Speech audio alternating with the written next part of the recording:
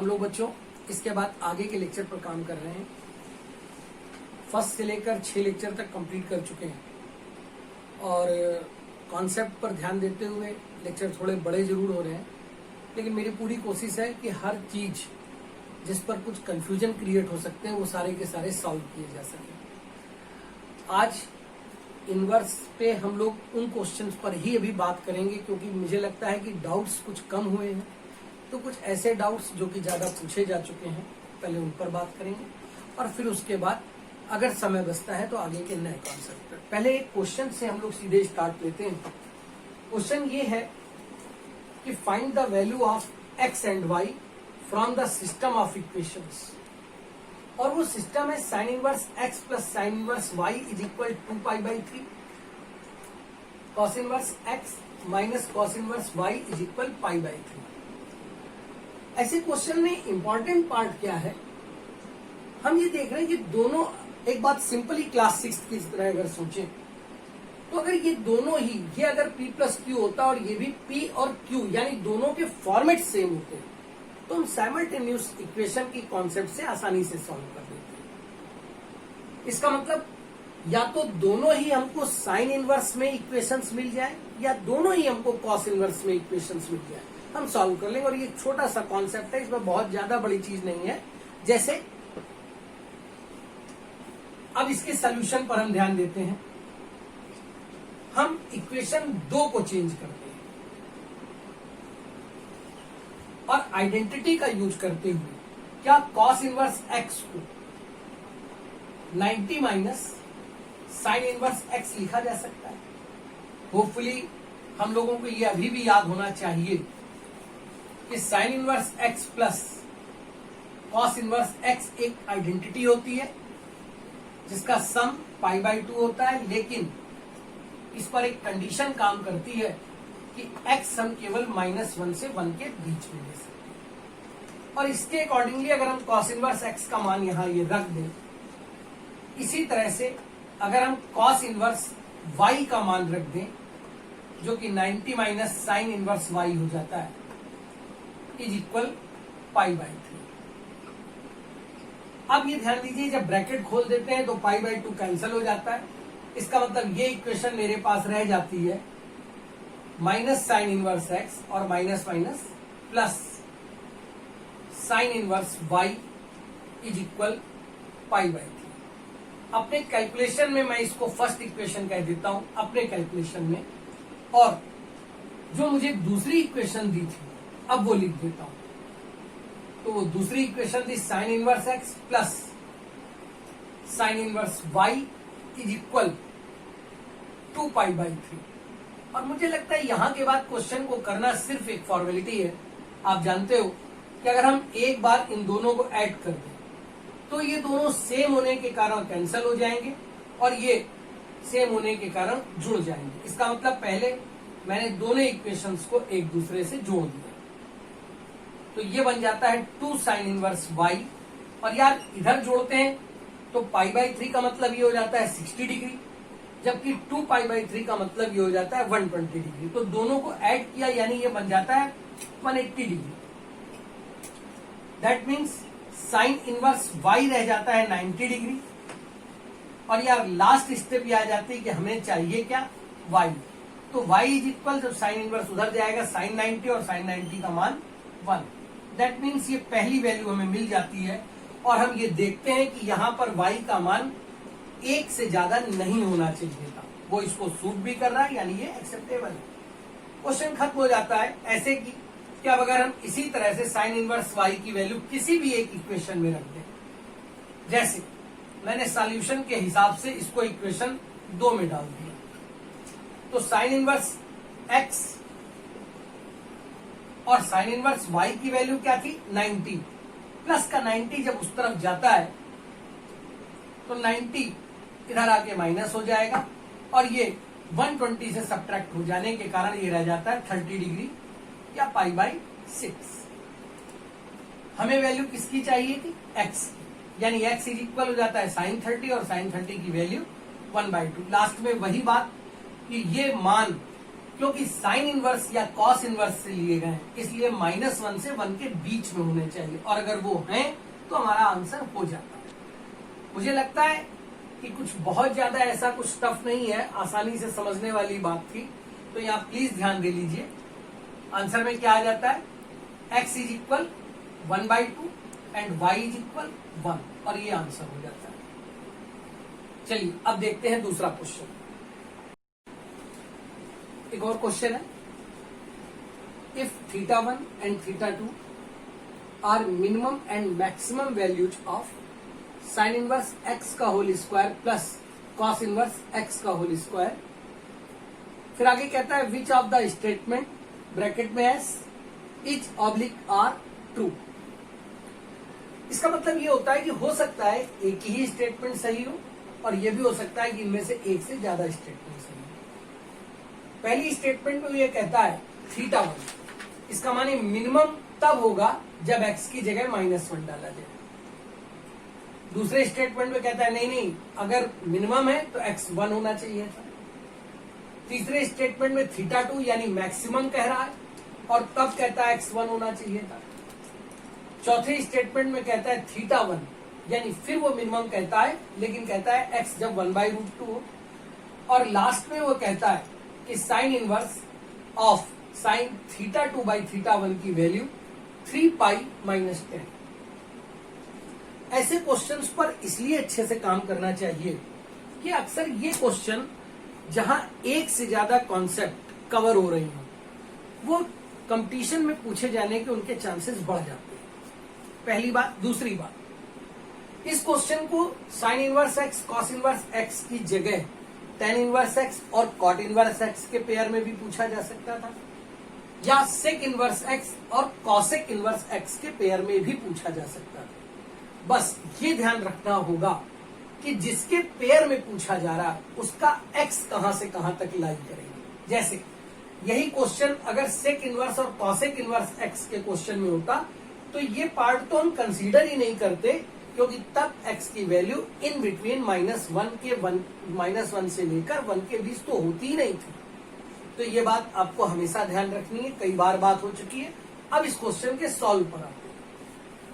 ये क्वेश्चन भी आइडेंटिटी पर बेस करता है, लेकिन जब हम आइडेंटिटी पर आते हैं तो हमको ये देखना होता है कि हम इसका यूज कब कर सकते हैं। अगर ये sign inverse x plus cos inverse x एक साथ होता तो हम 90 डाल सकते थे, पर ये तो अलग अलग है। इसका मतलब जब हम इसके सोल्यूशन पर बात करते हैं, मैं एक बार पहले और आपको बता दूं, इस बार जब मैं क्वेश्चन सॉल्व करूंगा तो आप स्क्रीन शॉट इसकी लेते जाइएगा, क्योंकि मैं इसका क्वेश्चन नहीं हटाऊंगा, तो इसलिए ध्यान रखिएगा क्वेश्चन मुझे दिखता रहना चाहिए। जो क्वेश्चन है, हम सबसे पहले एक काम कर लेते हैं कि हम इसकी वैल्यू को थीटा मान लेते हैं, जो कि साइन इनवर्स एक्स का whole square plus cos inverse x का होल स्क्वायर। अब हमको ये मालूम है ये दोनों एक साथ होने चाहिए, तो अगर ये दोनों एक साथ होने चाहिए, थोड़ी देर के लिए मैं सोचता हूं कि ये a लिखा है और ये b लिखा है, इसका माने ये लिखा हुआ है a square plus b square, पर जरूरत है a प्लस b की, तो हम लोगों ने वो फार्मूला यूज किया जिससे मैं इनको एक साथ लिखता भी और क्वेश्चन पर फर्क भी ना पड़ता। अब अगर मैं इसको इस तरह से लिख दूं तो क्या ये sign inverse x plus cos inverse x, जिसकी जगह 90 लिख सकता हूं, लिखा जा सकता है। तो सबसे पहले हम लोगों ने इस फार्मूले के अकॉर्डिंगली इसको चेंज किया और इसको लिखा sign inverse x plus cos inverse x का होल स्क्वायर -2 टाइम्स a कौन है, साइन इनवर्स एक्स, और b कौन है, कॉस इनवर्स एक्स। अब अगली स्टेप पर आते हैं। हमें मालूम है कि ये आइडेंटिटी है और इसकी वैल्यू π/2 हो जाती है। हाँ, शर्तें आप कभी ना भूलिए कि जहां x का मान -1 से 1 के बीच होगा। π/2 का स्क्वायर हो गया, इसका मान ये हो जाता है π²/4 -2 साइन इनवर्स एक्स। एक बार फिर ध्यान दें, अब अगर क्वेश्चन में दो टर्म है तो हमारी कोशिश होती है कि पूरे क्वेश्चन को एक सा रूप बना दिया जाए जब भी मैक्सिमम या मिनिमम का क्वेश्चन पूछे। ये कॉस इनवर्स एक्स को आइडेंटिटी के माध्यम से क्या pi by 2 minus sine inverse x लिख सकते हैं? अगर लिख सकते हैं तो अगली स्टेप में जब इसको अंदर भेज देंगे तो minus minus plus 2 sign inverse x का होल स्क्वायर, और यार यहां क्या आ जाता है, माइनस 2 से 2 कैंसिल हो गया, ये हो जाता है पाई साइन इनवर्स एक्स। फिर से यहां पर ध्यान दीजिए, इसका मतलब अब जरा और सोचते हैं कि इसके बाद क्या देखना है। अच्छा ये बताइए, अगर मैं ये कह रहा हूं कि थीटा की वैल्यू ज्यादा है तो पहले ये सोचते हैं कि हाँ, क्योंकि एक्स जो है वो -1 से 1 के बीच कई वैल्यूज डाली जा सकती है। जब कई वैल्यूज डाली जा सकती है तो हर वैल्यू के अकॉर्डिंग थीटा का मान भी बदलेगा। उन्हीं मानों में कोई एक वैल्यू क्वेश्चन कहता है मैक्सिमम आती है और कोई एक मिनिमम आती है। पहले यहां पर जल्दबाजी मत कीजिए। कुछ बच्चे यहाँ ये करते हैं, यहीं से सोचने लगते हैं कि -1 डाल देंगे तो शायद मिनिमम आ जाएगा और 1 डाल देंगे तो मैक्सिमम आ जाएगा। ऐसा नहीं होता। अगर क्वेश्चन स्क्वायर में बन जाए उसके इनवर्स वाला फॉर्मेट, तब उस उतने हिस्से को, पूरे को भी बना सकते हैं लेकिन फायदा जो देगा वो यहां पे, उतने हिस्से को आप एक काम कीजिए, परफेक्ट स्क्वायर बना दीजिए। अब अगर आप इतने हिस्से को परफेक्ट स्क्वायर बना रहे हैं तो परफेक्ट स्क्वायर की आपको कॉन्सेप्ट याद होगी, जिसको हम, जैसे मैं यहां लिख रहा हूं कि अगर आप किसी टर्म को, मान लीजिए एक टर्म है ax square plus bx plus c, और आप कहते हो कि आपको इसे परफेक्ट स्क्वायर बनाना है, तो आपको सब याद होगा। सबसे पहली बात, एक्स स्क्वायर के कोफिशिएंट को 1 बना दीजिए। ऐसा कब होगा, जब आप a को कॉमन ले लेंगे। तो यार ये हो जाता है x square plus b by a x plus c by a. फिर आपको ये भी याद होगा, आपको परफेक्ट स्क्वायर एक्स वाले पार्ट को बनाना है, यानी ये a स्क्वायर है तो ये 2ab है। अब अगर ये 2ab है तो इसका मतलब b बाई 2a दूसरा टर्म होगा और उसका स्क्वायर क्वेश्चन में होना चाहिए था। हम इसके स्क्वायर b बाई 2a के स्क्वायर को क्वेश्चन में ऐड कर देते हैं और सब्ट्रैक्ट कर देते हैं। पर ये मैं इससे करूंगा तो टाइम काफी खर्च होगा। अब सीधे सीधे कॉन्सेप्ट रखते हैं। स्टेप फर्स्ट, जिसको भी परफेक्ट स्क्वायर बनाना है, पहले एक्स स्क्वायर यानी उसके स्क्वायर वाले टर्म्स को, उसका कोफिशिएंट 1 कर देते हैं, यानी अकेला कर देते हैं। कैसे, कॉमन लेते। दूसरी स्टेप, कॉमन लेने के बाद जो बचता है सीधे सीधे रखते हैं, उसके आधा करके उसी के स्क्वायर को क्वेश्चन में ऐड कर देते हैं और सब्ट्रैक्ट कर देते हैं। आसानी से परफेक्ट स्क्वायर बन जाता है। यानी जब हम यहां पर इसको कर रहे हैं तो अब इसको ध्यान दीजिए, थीटा इज इक्वल हमारा आ जाता है पाई स्क्वायर बाई 4 तो था ही, और हमने देखा ये स्क्वायर है। इसका माने अगर मैं इतने पार्ट को परफेक्ट स्क्वायर बनाऊं तो इसका कोफिशिएंट मुझे नहीं चाहिए। मैंने 2 सबसे पहले कॉमन ले लिया। 2 कॉमन ले लिया तो मेरे पास ये रह जाता है साइन इनवर्स एक्स का होल स्क्वायर। यहां से जब ये कॉमन आ जाता है तो ये मेरे पास हो जाता है pi by 2 sign inverse x. अब जरा ध्यान दीजिए, स्क्वायर के फॉर्मेट में है साइन इनवर्स एक्स, इसका मतलब ये a स्क्वायर है तो ये 2ab होगा। अब वापस आ जाइए टाइम बर्बाद करने की जगह, कि जो परफेक्ट स्क्वायर जिस रूप में बनाना चाहते हैं उसके कोफिशिएंट को आधा कर दीजिए। तो पाई बाई 2 का आधा हुआ पाई बाई 4, फिर उसी का स्क्वायर यानी पाई स्क्वायर बाई 4, पाई बाई 2 का आधा तो पाई बाई 4 हुआ, और पाई बाई 4 का square pi square by 16 question में ऐड कर दीजिए और सब्ट्रैक्ट कर दीजिए।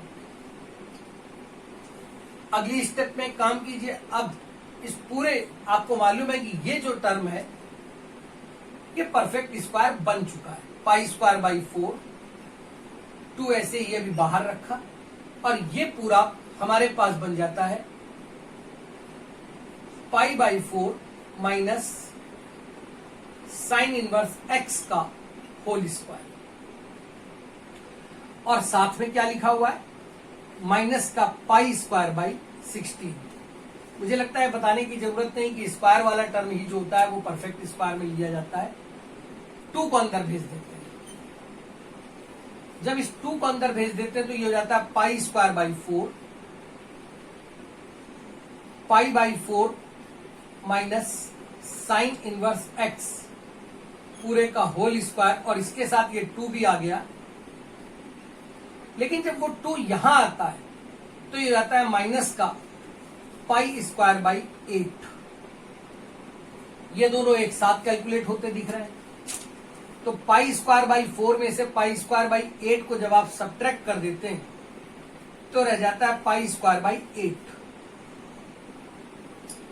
पाई स्क्वायर बाई 8 के बाद हमारे पास साथ में क्या लिखा है, 2 times pi by 4 minus sine inverse x का होल स्क्वायर। अब प्लीज यहां से ध्यान देखो यार, जो भी चेंज होने वो इतने वाले, क्योंकि ये तो कांस्टेंट हो गया, इसमें तो एक्स है ही नहीं, इसका मतलब यहां पर एक्स है, तो एक्स के जो आप मान रखोगे वो यहां रखोगे, यानी सारा का सारा चेंज इस वाले पार्ट में होगा जिसको आप परफेक्ट स्क्वायर बना चुके हो। फिर आप ये भी जानते हो कि ये स्क्वायर है, इसका मतलब ये कभी नेगेटिव तो होगा नहीं, तो ये हिस्सा आपको पता है कि ऑलवेज 0 या 0 से बड़ा होगा। तीसरी बात, अगर यहां बीच में माइनस लगा है, अच्छा एक बात ऐसे सोचते हैं, मान लीजिए कोई टर्म a माइनस बी है और वो लैम्डा के इक्वल है, तो अंडरस्टूड है कि b जितना छोटा होता जाएगा उतना a से घटने के कारण लैम्डा बढ़ जाएगा, यानी लैम्डा का मैक्सिमम होना b के मिनिमम होने पर डिपेंड है। तो b जितना कम होगा ऑब्वियस है उतना ही लैम्डा बढ़ेगा। तो यहां पर इसका माने ये वाला पार्ट जितना, अब ध्यान दीजिएगा, इस पूरे पार्ट को देखिए, केवल मैं इतने की बात कह रहा हूं। आप इसको जब ये जितना छोटा होता जाएगा, अंडरस्टूड है कि ये पार्ट उतना ही बड़ा होता जाएगा, तो इसलिए थीटा का मैक्सिमम होना यानी थीटा 2 की एग्जिस्टिंग इस वाले एक्स के मिनिमम होने पर डिपेंड है। चलिए इसको दूसरी तरह से भी देखते हैं। मैंने भी जैसा आपसे कहा था कि मैं बोर्ड पर आप इस क्वेश्चन को एक बार फिर से देख लीजिए, मैं जल्दी से समझा रहा हूं क्योंकि इसको रब करूंगा, जगह इतनी है, फिर सॉल्व करूंगा। ओरिजिनल क्वेश्चन ये है, मैंने पहले थीटा मान लिया, अब मुझे चाहिए sine inverse x cos inverse x एक साथ, तो a square plus b square concept use किया, ए प्लस बी का होल स्क्वायर माइनस 2ab, इसकी वैल्यू आइडेंटिटी से पाई बाई 2 डाल के स्क्वायर कर दिया, कॉस इनवर्स एक्स को भी साइन में लिख दिया। पूरा क्वेश्चन साइन इनवर्स के स्क्वायर फॉर्मेट में आ गए, जिसमें एक कांस्टेंट हिस्सा है उसको अलग कर दिया, जितने पार्ट में मुझे एक्स दिखाई दिया इतने पार्ट को परफेक्ट स्क्वायर बनाया। परफेक्ट स्क्वायर का मेथड आप जानते हो कि जो स्क्वायर फॉर्म में होता है उसके कोएफिशिएंट को कॉमन लेकर के 1 बना देते हैं, फिर बचे हुए पार्ट जो होता है उसके कोएफिशिएंट का आधा करते हैं, तो पाई बाई 2 का आधा पाई बाई 4 हुआ, उसका स्क्वायर क्वेश्चन में जोड़ घटा देते हैं, परफेक्ट स्क्वायर बना लेते हैं। और यहां तक जब हम लोग सॉल्व कर चुके हैं तो हम एक और चीज देखते हैं, उसको ध्यान दीजिए। मैं इतने पार्ट को यहां दोबारा समझाना चाहता हूं, ध्यान दीजिए। जैसे मैंने भी ये बताया कि ये जितना कम होगा ऑब्वियस है ये उतना ही ज्यादा होगा। थोड़ा सा ऐसे सोचना शुरू करते हैं। साइन इनवर्स एक्स की एक रेंज हम लोगों ने पढ़ी थी कि वो माइनस पाई बाई 2 से प्लस पाई बाई 2 के बीच होती है। अब यहां पर इसका कोएफिशिएंट है माइनस, हमने माइनस मल्टीप्लाई किया तो हमें पता है कि इसका जो साइन है वो पलट गया, माइनस पाई बाई 2 और minus minus plus pi by 2। लेकिन कोई फर्क इसलिए नहीं पड़ा क्योंकि जो दोनों तरफ के रिजल्ट्स थे वो सेम थे, इसलिए फर्क नहीं पड़ा। चलिए और आगे देखते हैं। जोड़ना क्या है इसमें, पाई बाई 4। हमने पाई बाई 4 जोड़ दिया। जब पाई बाई 4 जोड़ दिया तो जरा इसमें पाई बाई 4 जोड़िए और इसमें पाई बाई 4 जोड़िए, तो यहां ये माइनस का 90 है, जब आप पाई बाई 4 जोड़ेंगे तो ये रह जाएगा माइनस का पाई बाई 4, और जब इसमें आप पाई बाई 4 जोड़ेंगे तो ये हो जाएगा 3 पाई बाई 4। पर यहां भी अभी पूरा नहीं, यहां से गलतियां होती हैं, हम लोग इसकी least value minus pi by 4 समझ बैठते हैं, जबकि ऐसा नहीं है। अब ये क्वेश्चन मुझे किसमें दिख रहा है, स्क्वायर, हम लोगों ने इसका स्क्वायर कर दिया। अब स्क्वायर होते ही हमें मालूम है कि इसकी जो मिनिमम वैल्यू होगी वो 0 या 0 से बड़ी होगी। सॉरी, इधर स्क्वायर किया, ये हो गया 9 पाई स्क्वायर बाई 16। इसका माने ये बात हम रफली भी जानते हैं कि इस पूरे का जो मान है वो 0 से 9 पाई स्क्वायर बाई 16 के बीच होगा, यानी 0 इसकी सबसे कम वैल्यू होगी और x के किसी मान पे 9 पाई स्क्वायर बाई 16 इसकी बड़ी वैल्यू होगी। अभी बच्चे क्या करते हैं, पूछते हैं, थोड़ा सा और अच्छे से समझते हैं। मान लीजिए मैं x को 1 डाल देता हूं। मुझे मालूम है कि जब हम इस क्वेश्चन को पढ़ते थे, ये रफली है, इसको मैं भी बिगाड़ दूंगा, तो -1 से 1 के बीच में डालना है। अगर मैं इसमें 1 डाल देता तो ये 1 वैल्यू किसकी होती, साइन इनवर्स 1 यानी 90। पाई बाई 4 से जब ये सब्ट्रैक्ट होता, माइनस का पाई बाई 4 स्क्वायर करते, इसका माने 1 डालने पर जो मुझे मिलता है इसका वो होता पाई स्क्वायर बाई 16 साइन। -1 डालते, अब ऐसी स्थिति में जब -1 हम डालते तो ये हो जाता -1 यानी माइनस पाई बाई 2। इसमें जब ये ऐड हो जाता तो minus minus plus pi by 2, plus pi by 2 यानी 90 में जब इसको 45 3 पाई बाई 4, इसका माने तब ऐसी स्थिति में इसका मान मिलता है स्क्वायर करने पर। अंडरस्टूड है, ये ज्यादा है यार।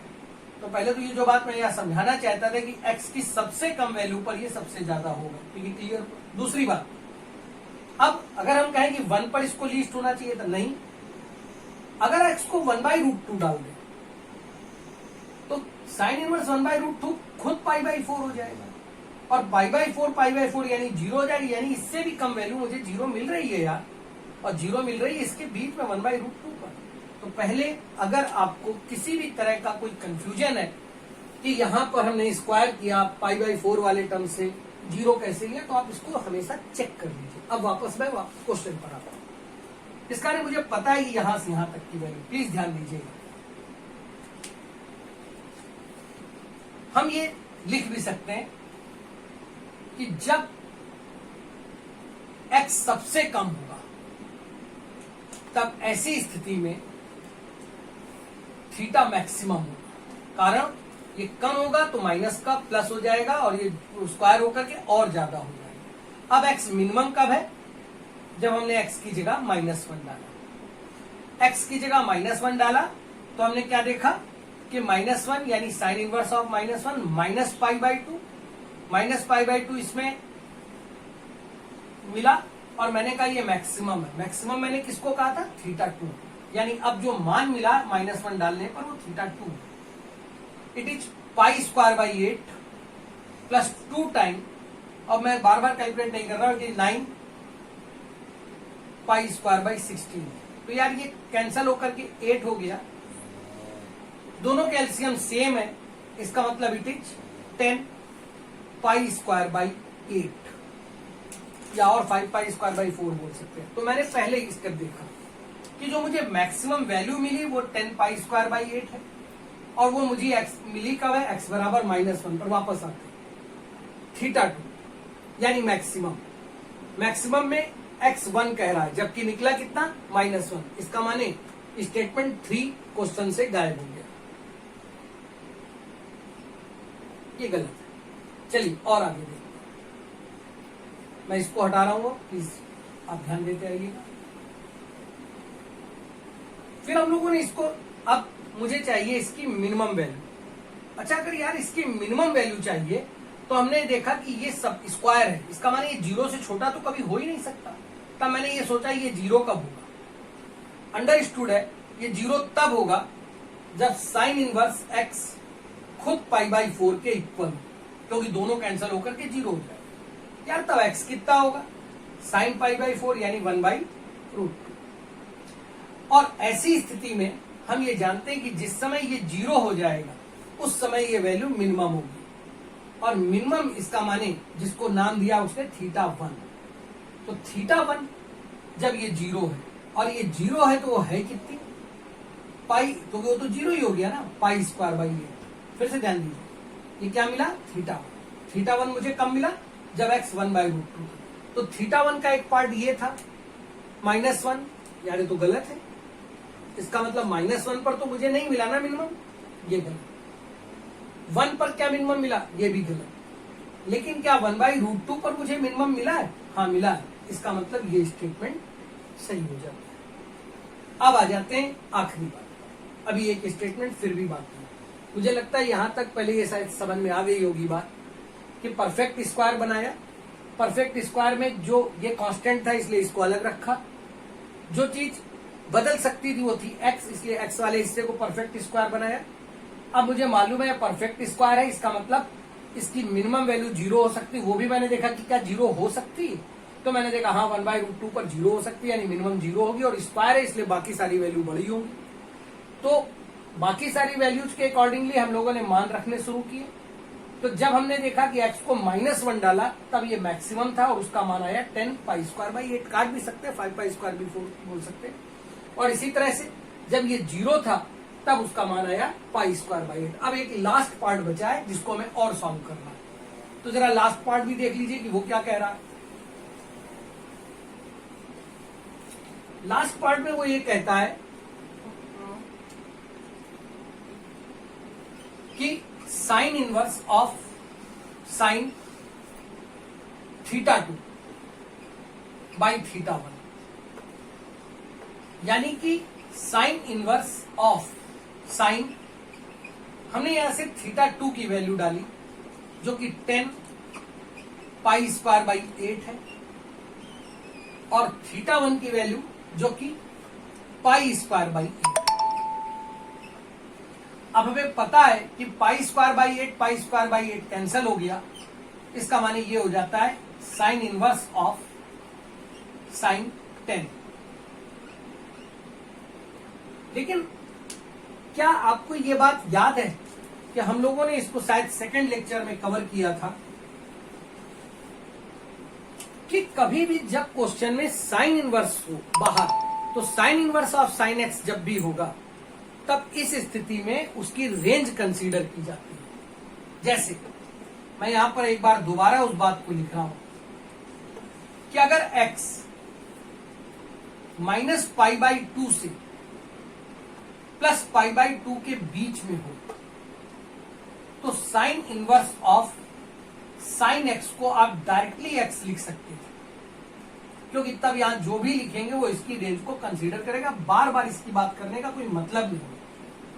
लेकिन ये एक न्यूमेरिक वैल्यू है, पाई में या डिग्री में दिख रहा होता तो मैं इससे डायरेक्ट कर लेता, तो इसलिए पूरे कॉन्सेप्ट को न्यूमेरिक समझ लेते हैं। π/2 का अप्रोक्सीमेट कैलकुलेट करने पर जो मान आता है वो 1.57 होता है। मैं अप्रोक्सीमेट क्योंकि आप जानते हैं और आगे भी होता है, और इसी तरह से ये माइनस का 1.57। इसका मतलब अगर इनके बीच में कुछ लिखा हो, जैसे मान लीजिए ये साइन इनवर्स ऑफ इनके बीच की कोई वैल्यू है 1.4 लिखी है, तो मैं इसको डायरेक्टली 1.4 लिख देता, मुझे नंबर मिल जाता। लेकिन अगर बाय द वे 2 लिखा होता तो नहीं आता, क्योंकि तब वो रेंज के बाहर निकल जाता। और इस पूरी बात को अगर आपको याद हो, हम लोगों ने समझने के लिए कई मेथड्स पढ़े थे, उन्हीं में एक मेथड मैंने ग्राफ का भी समझाया था कि अगर -π/2 से π/2 के बीच में हो तो ये स्ट्रेट लाइन आपको मिलती थी -π/2 से π/2 के बीच में, और ये स्ट्रेट लाइन जाती थी इसलिए इसको x आप कहते थे, सीधे सीधे x आ गया। इसके बीच का डिफरेंस पाई है, तो आप π/2 में जब 3π/2 जोड़ देते थे तो ये ग्राफ ऐसे आता था। इसका माने 3π/2 से जब आप आगे जाएंगे, अब मैं यहां फिर कह रहा हूं ये 1.57 है, आप इसको अप्रोक्सीमेटली इस पे कर लीजिए तो इसके 3 टाइम्स इस पे कर लीजिए। अच्छा, दूसरी बात, ग्राफ ऐसे चल रहा है यानी -x हो गया, और इसका इंटरवल जो c आता था π/2 + π/2, इसका माने दूसरे पार्ट को हम π-x कहते हैं। यार तो इधर लिखे देते हैं 3π/2 से अगर 5π/2 के बीच में तो फिर ग्राफ ऐसे चलता था, यानी x -2π हो जाता था, और लास्ट 3π/2 से 5π/2। अब अगर x 5π/2 से 7π/2 के बीच में होता था तो हम जानते थे कि sine inverse of sine x को हम 3 पाई माइनस एक्स लिखते थे। आप चेक करिए ना, रेंज के अंदर आना चाहिए। आपकी वैल्यू अगर 1.57 लिख रहा है और 7 से मल्टीप्लाई कर रहा है तो इसका मतलब ये 10 पॉइंट समथिंग है। अंडरस्टूड है कि अगर आप यहां पर ये 10 पॉइंट समथिंग में 10 सब्ट्रैक्ट करेंगे तो जो आएगा वो इसकी रेंज के अंदर होगा। और अब वापस क्वेश्चन में आ जाते हैं, क्योंकि क्वेश्चन है मेरा साइन इनवर्स ऑफ साइन 10, और ये जो 10 है वो इन दोनों के बीच में लाई कर रहा है, और अगर इनके बीच में लाई कर रहा है तो मेरा आंसर हुआ 3 पाई माइनस 10। इसका मतलब इसका जो 5वां स्टेटमेंट है वो भी सही है। ऐसे क्वेश्चन जितने आपको मिल सकते हो आप उतने की प्रैक्टिस कीजिए। क्वेश्चन में चेंज क्या क्या कर सकता है मैं एक बार फिर समझा दूं। हो सकता है यहां पर उस क्वेश्चन को क्यूब कर दे, तो आप फार्मूले को a cube plus B cube से उठाइए। tan इनवर्स x और cot इनवर्स x का क्वेश्चन हो सकता है, तो उसमें केवल ये याद रखिए कि x सारे नंबर यूज किए जा सकते हैं। sec इनवर्स x और cosec इनवर्स x का क्वेश्चन हो सकता है, तो आपको ये याद रखना है कि उसका x माइनस इन्फाइनाइट से -1 और 1 से इनफाइनाइट के बीच हो सकता है, यानी -1 से 1 के बीच नहीं हो सकता। तो ऐसे अगर आंसर आ रहे हो तो आप डिस्कार्ड कर दीजिए। क्वेश्चन की प्रैक्टिस कीजिए, और क्योंकि ऐसे क्वेश्चन इसलिए जरूरी होते हैं क्योंकि इसमें बहुत सारे कॉन्सेप्ट एक साथ आ जाते हैं। तो प्लीज बनाइए, सॉल्व कीजिए। अब अगले क्वेश्चन पर देखते हैं। ट्रांसफॉर्मेशन के क्वेश्चन हम लोगों ने पढ़ तो लिया था, लेकिन क्वेश्चन नहीं किए थे। हम लोग को ये पता था कि ट्रांसफॉर्मेशन का मतलब क्या होता है। एक बात थोड़ा सा केवल हिंट कर दें, जैसे मान लीजिए अगर कभी कोई क्वेश्चन आपको दिया जाता है और वो tan इनवर्स x में है, लेकिन क्वेश्चन की ऐसी जरूरत है कि मुझे उसे sec इनवर्स में बदलना है, तब ऐसे क्वेश्चन जो सॉल्विंग प्रोसेस होता है उसे हम ट्रांसफॉर्मेशन के नाम से याद रख सकते हैं। एक रूप से दूसरे रूप में बदलना। 2 मेथड होते हैं, एक तो फॉर्मूले याद रखना, लेकिन दूसरा मेथड होता है जो आप ट्रायंगल प्रॉपर्टी से करते हैं, जिसको हम लोगों ने पढ़ा था। बहुत इजी प्रॉपर्टी होती है बस, लेकिन अगर आप ट्रायंगल प्रॉपर्टी का यूज करें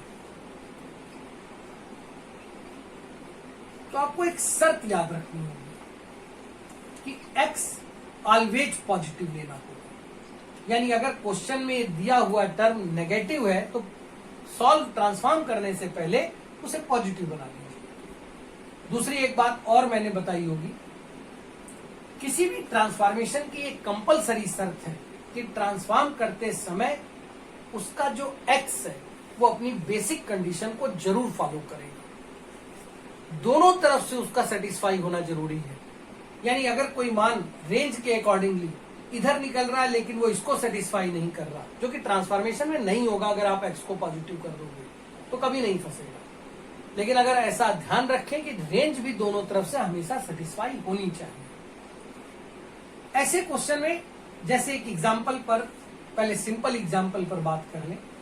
मान लीजिए क्वेश्चन जब यहां वो लिखता है कि cos इनवर्स -1/3 को आप साइन इनवर्स में चेंज कीजिए, तो आप डायरेक्टली मत कीजिए। पहली स्टेप आप ये कीजिए कि क्या cos इनवर्स -1/3 को मैं पाई माइनस cos इनवर्स 1/3 लिख सकता हूं। और अब जब आप इस फॉर्म में ले आइए तब आगे की कैलकुलेशन कीजिए। कभी भी ट्रांसफॉर्मेशन के लिए जब आप ये फॉर्मूला लगाएंगे तब आप कह रहे हो ट्रांसफॉर्मेशन की ट्रायंगल प्रॉपर्टी। ट्रायंगल प्रॉपर्टी का मतलब वो एक राइट एंगल ट्रायंगल है, हाइपोटेन्यूज, परपेंडिकुलर और बेस। आप जानते हो सब लंबाइयां होती हैं, डिस्टेंसेस होती हैं। अंडरस्टूड लेंथ कभी नेगेटिव नहीं होती, इसलिए हम इसके नेगेटिव पार्ट को पहले पॉजिटिव बनाते हैं तब सॉल्व करते हैं। आप लोग कर चुके हैं, इसलिए बजाय इसको समझाने के सीधे क्वेश्चन पर काम करते हैं। जैसे ये एक बोर्ड लेवल का सिंपल क्वेश्चन है। जब आपसे वो कह रहा है कि साइन ऑफ सेक इनवर्स 17/15 को इजी कीजिए। मैंने देखा कि जो इनवर्स का टर्म लिखा है वो सेक इनवर्स में है, और सेक इनवर्स x का जो x होता है वो मुझे याद है कि माइनस इनफाइनाइट से -1 यूनियन 1 से इनफाइनाइट के बीच होगा, तभी मैं क्वेश्चन शुरू करूंगा। तो ये तो यार 15 से डिवाइड करेंगे 1 पॉइंट समथिंग आएगा, यानी हाँ इस इंटरवल में है। तो दैट मीन ये ट्रांसफॉर्म किया जा सकता है। अब ट्रांसफॉर्म करने के लिए हम लोग क्या करते हैं, इनर मोस्ट, सबसे अंदर, सबसे पहले जो इनवर्स मिल रहा हो आप उसको कुछ लेट कर लीजिए। जैसे हमने यहां से सेक इनवर्स 17/15 को थीटा लेट कर लिया, और ये पॉजिटिव है तो मुझे कोई ऐसी प्रॉब्लम थी ही नहीं, और मैं आसानी से सेक थीटा को 17/15 लिख सकता हूं। अब मैंने एक ट्रायंगल इमेजिन किया किसी थीटा एंगल के लिए, तो मैं जानता हूं कि यह हाइपोटेन्यूज अपॉन बेस है। इसका माने 17 उसका हाइपोटेन्यूज है और जो उसका बेस वो 15 है। दैट मीन्स क्या हम बौधायन पाइथागोरस थ्योरम का यूज करके क्या हम उसका परपेंडिकुलर निकाल सकते हैं? बिल्कुल निकाल सकते हैं। 289 से अगर हम 225 सब्ट्रैक्ट करते हैं 64 आ जाता है। इसका मतलब परपेंडिकुलर की लेंथ आ जाती है 8। फिर क्वेश्चन पर वापस जाते हैं। क्वेश्चन था साइन ऑफ सेक इनवर्स 17/15। हम लोगों ने सेक इनवर्स 17/15 को तो थीटा मान रखा। इसका मतलब अगर मुझे साइन थीटा की वैल्यू मिल जाए हमारा क्वेश्चन सॉल्व हो जाता है। तो क्या मुझे थीटा के लिए इस राइट एंगल ट्राइंगल के तीनों पार्ट पता है? अगर पता है तो मैं इससे साइन थीटा निकाल लेता हूं। अब आप जानते हो साइन थीटा यानी परपेंडिकुलर अपॉन हाइपोटेन्यूज। परपेंडिकुलर कौन था? 8 और हाइपोटेन्यूज 17। तो साइन थीटा की वैल्यू आ जाती है 8/17 और यही हमारा आंसर हो जाता है। ऐसे क्वेश्चन आमतौर पर बोर्ड लेवल में होते हैं। शुरुआत के जो क्वेश्चन होते हैं उन्हीं में ये मिल जाते हैं, एक फॉर्म से दूसरे फॉर्म में बदलना। लेकिन अभी ये कंप्लीट नहीं हुआ, इसके लिए एक आध क्वेश्चन और करते हैं। देखिए दूसरा क्वेश्चन इस पर। अगला क्वेश्चन देखते हैं। कहता है find the value of N if cos of tan inverse of sine of cot inverse x is equal 1 + x² upon 2 + x² to the whole power 1/n। कभी कभी क्वेश्चन ये मुझे याद पड़ता है कि शायद बहुत पहले ये पूछा जा चुका है कंपटीशन में। आई थिंक पूछा गया कब मुझे ये याद नहीं, लेकिन ऐसा कुछ क्वेश्चन पूछा जा चुका है। अब इस क्वेश्चन में क्या क्या कर सकता है? यहां पर ए और यहां बी लिख सकता था, ए और बी के पेयर पूछ सकता था जैसे उसने एन पूछा है। लेकिन ये सब तो तब मिलेगा ना जब मैं इसको इजी करके आरएचएस के फॉर्मेट में ले आऊं। यानी मेरी पहली स्टेप ये होगी कि मैं इसका जो लेफ्ट हैंड साइड है उसको इजी करना शुरू करूं। अब जरा प्लीज ध्यान दीजिए, आपको सब याद होना चाहिए हमेशा कि जब भी किसी क्वेश्चन में एक से ज्यादा इनवर्स दिखते हो तब इसका मतलब क्वेश्चन ट्रांसफॉर्मेशन पर बेस्ड है। ऐसी स्थिति में जो सबसे अंदर और सबसे पहले आपको इनवर्स मिले आपको उससे क्वेश्चन शुरू करना चाहिए। तो मैंने ये देखा कि मुझे सबसे पहले इनवर्स मिला है कॉट, और मैंने उसको कुछ मान लिया। इसका माने मुझे कॉट थीटा की वैल्यू मिल जाती है जो कि x है। कई मेथड्स हैं इस बात को समझने के लिए। मैंने उसको x/1, मैं चूंकि ट्रायंगल पर बेस्ड कराना चाहता हूं, ज्यादा से ज्यादा फोकस प्रैक्टिस इसलिए कराना चाहता हूं कि आपको एक मेथड रट जाए। वैसे तो ये है कि कॉट है, साइन बनेगा, आप कॉसेक स्क्वायर थीटा आइडेंटिटी भी लगा सकते हैं 1 + cot स्क्वायर थीटा वगैरह वगैरह। लेकिन हम लोगों ने ट्रायंगल पर पूरा फोकस करना है। तो मैं एक बार क्वेश्चन को फिर लिख रहा हूं। अब क्वेश्चन का लेफ्ट आ जाता है कॉस, tan इनवर्स, साइन, और यार इसको थीटा मान लिया है, इसका माने मैं यहां साइन थीटा लिख देता हूं। तो ये बताइए कि इसका अर्थ ये निकला कि मुझे जो यहां की जरूरत है वो साइन थीटा की जरूरत है। और इसके अकॉर्डिंगली मैंने फिर यहां से काम किया कि एक ट्रायंगल कंसीडर किया थीटा एंगल के लिए। कॉट है यानी ये क्या हो जाएगा, बेस, और ये परपेंडिकुलर। तो बेस है x और परपेंडिकुलर 1। तो थीटा के लिए उसका हाइपोटेन्यूज हो जाएगा 1 प्लस एक्स स्क्वायर। हमने जरूरत किसकी है? Sine theta. इसका माने अगर हम साइन थीटा की वैल्यू डालें या निकालें तो थीटा के लिए परपेंडिकुलर अपॉन हाइपोटेन्यूज, यानी ये पूरा सिस्टम हो जाता है 1 upon root of 1 plus x square. आप प्लीज मिलाते जाइएगा कहीं कैलकुलेशन फॉल्ट ना हो। अब फिर ध्यान दीजिए, अभी इसको और इजी करने की जरूरत है। इसका मतलब फिर मुझे इनवर्स मिला, फिर मुझे कुछ मानना होगा। तो मैंने यहां से कहा अगेन, फिर मानना। अब मैं मानने किसको जा रहा हूं? tan inverse 1 upon root of 1 plus x square. क्योंकि हम थीटा मान चुके हैं इसलिए इस बार हम इसको अल्फा मान लेते हैं। अगर हम इसको अल्फा मान लेते हैं तो यानी यहां से ये चीज हमारी क्या बन जाती है? That means tan alpha is equal 1 upon root of 1 plus x square. मैं वापस क्वेश्चन की इक्वेशन पर आता हूं, एलएचएस के आरएचएस में लिखना शुरू करता हूं। कॉस, और यार इस पूरे को मैंने क्या माना हुआ है? अल्फा। इसका मतलब कॉस अल्फा। तो लास्ट लाइन ये निकल करके आती है कि अगर मैं कॉस अल्फा निकाल लूं तो इस पूरे का मान मुझे आरएचएस के फॉर्मेट में मिल जाना चाहिए। मेरी जरूरत कौन है? Cos alpha. अल्फा के लिए मैं फिर एक ट्रायंगल कंसीडर कर रहा हूं। अब अगर अल्फा के लिए मैं ये ट्रायंगल कंसीडर कर रहा हूं तो इस बार मैं जानता हूं कि ये tan है तो ये परपेंडिकुलर होगा और ये बेस होगा। यार अगर अब मैं फिर से एक बार बौधायन पाइथागोरस थ्योरम लगाता हूं तो इसका स्क्वायर प्लस इसका स्क्वायर यानी 1 plus x square plus 1 2 plus x square and it is root form.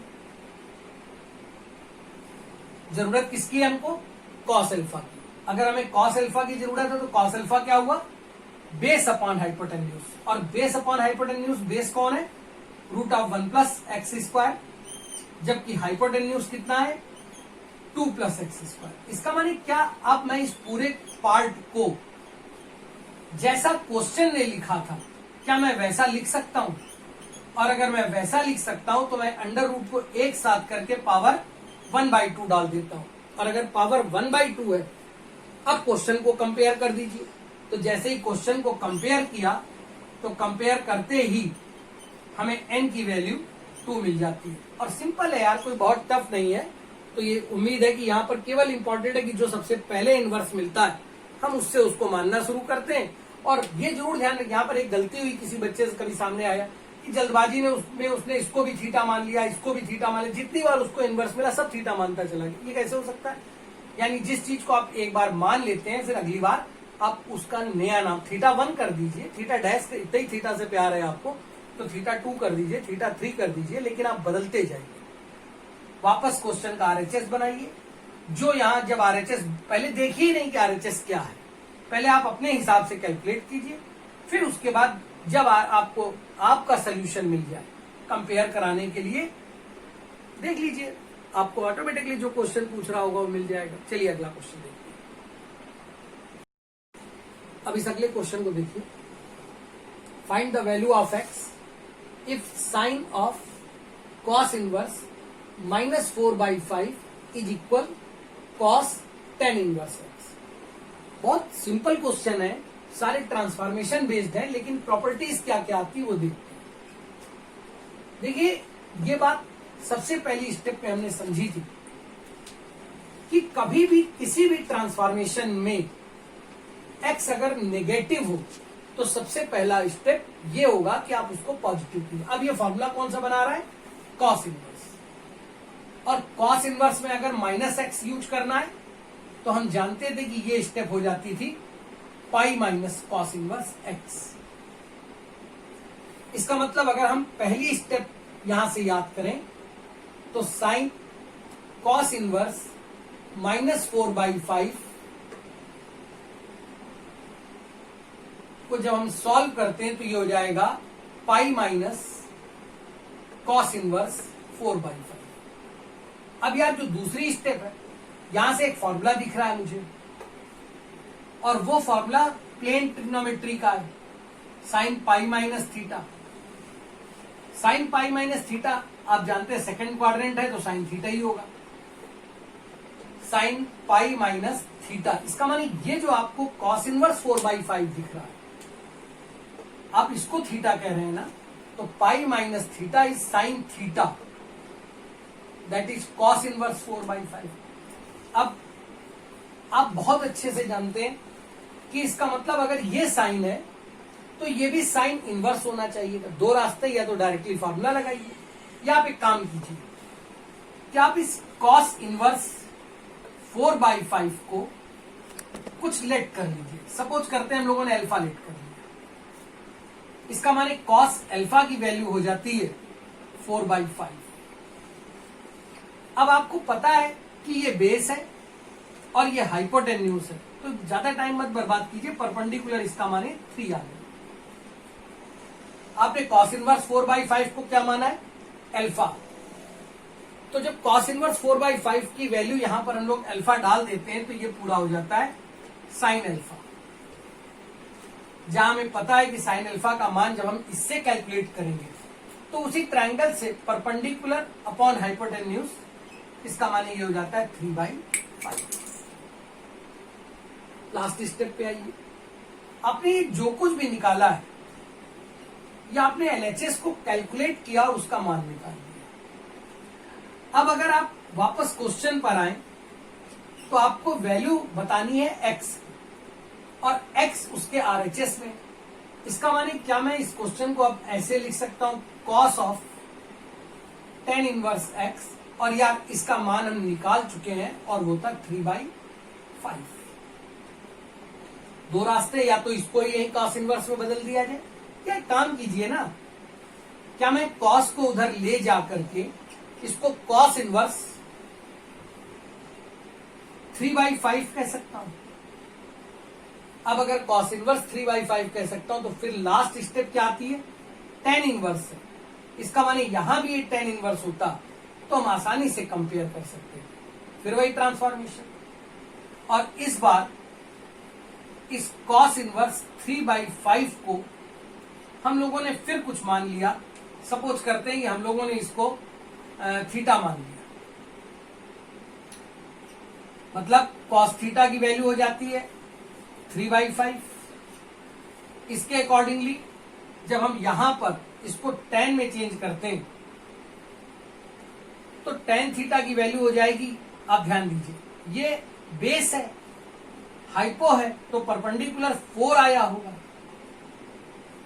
और अगर परपेंडिकुलर 4 आया होगा तो tan थीटा क्या हो जाएगा, परपेंडिकुलर अपॉन बेस 4/3। इसका माने थीटा की वैल्यू कितनी हो जाएगी, tan इनवर्स 4/3। और लास्ट बात, थीटा आपने माना किसको था, कॉस इनवर्स 3/5 को, तो दैट मीन्स कॉस इनवर्स 3/5 की जगह क्या हम tan इनवर्स 4/3 लिख सकते हैं।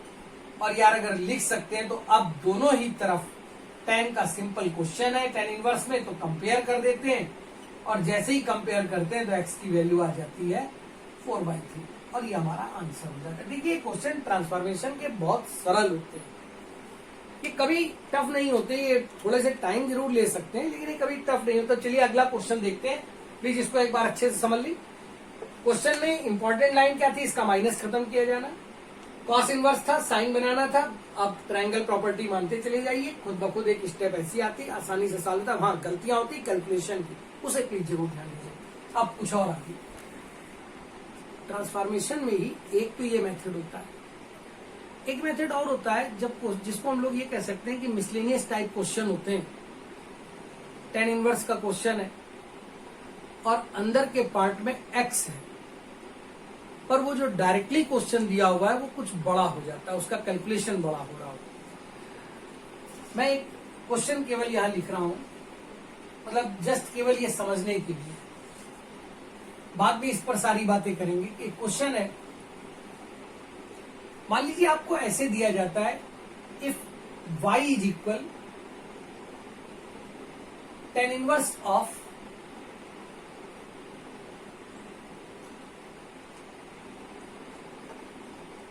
4 प्लस एक्स स्क्वायर माइनस 2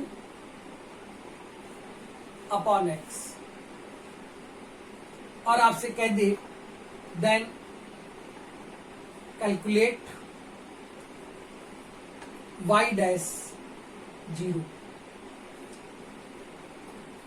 अभी ये क्वेश्चन सॉल्व नहीं कर रहा है, अभी केवल इस क्वेश्चन को उठाया है कि हमें किस तरह की चीजों में फिर एक बार x को मानने की जरूरत पड़ती है। ये क्वेश्चन आपको पता है कि y डैश का मतलब आप अच्छे से जानते हो कि जब भी किसी क्वेश्चन में y डैश x लिखा जाए, इसका मतलब वो x का एक फंक्शन रहा होगा और वो कह रहा है कि डिफरेंशिएट कीजिए, यानी dy dx of y।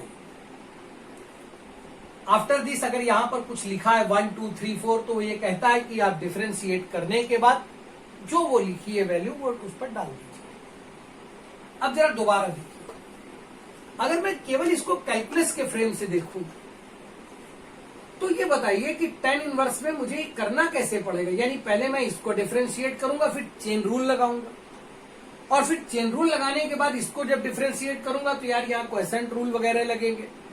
Question क्या ये छोटा रह जाएगा? नहीं, ऐसे क्वेश्चन हमें इनवर्स में जो मिलते हैं उनका एक ही टारगेट होता है कि हम x को कुछ ऐसा माने ताकि क्वेश्चन को छोटा किया जा सके। और इसी बात को अब हम लोग एक बार यहां पर अच्छे से समझते हैं, जो हमें याद रहना चाहिए। जैसे कि अगर कभी किसी क्वेश्चन में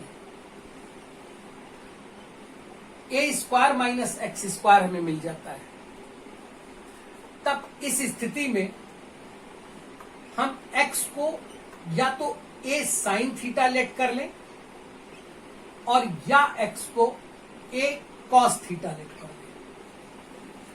मानते समय ये जरूर ध्यान रखें कि वो वैल्यू सेटिस्फाई करनी चाहिए। दूसरी बात, क्यों ऐसा करते हैं? क्योंकि अगर x की जगह a साइन थीटा रखें तो a स्क्वायर कॉमन आ जाएगा और 1 माइनस साइन स्क्वायर थीटा यानी कॉस स्क्वायर थीटा, कोई ना कोई फार्मूला ऐसा मिलेगा जो कि कैलकुलेट हो जाएगा। अगर किसी क्वेश्चन में ए स्क्वायर प्लस एक्स स्क्वायर हो,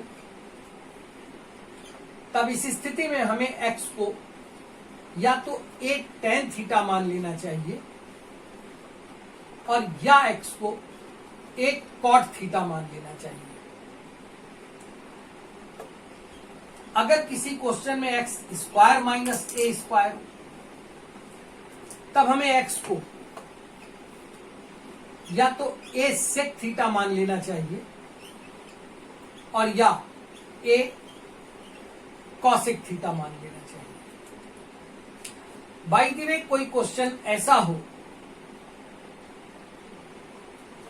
कि क्वेश्चन में ए स्क्वायर माइनस एक्स स्क्वायर और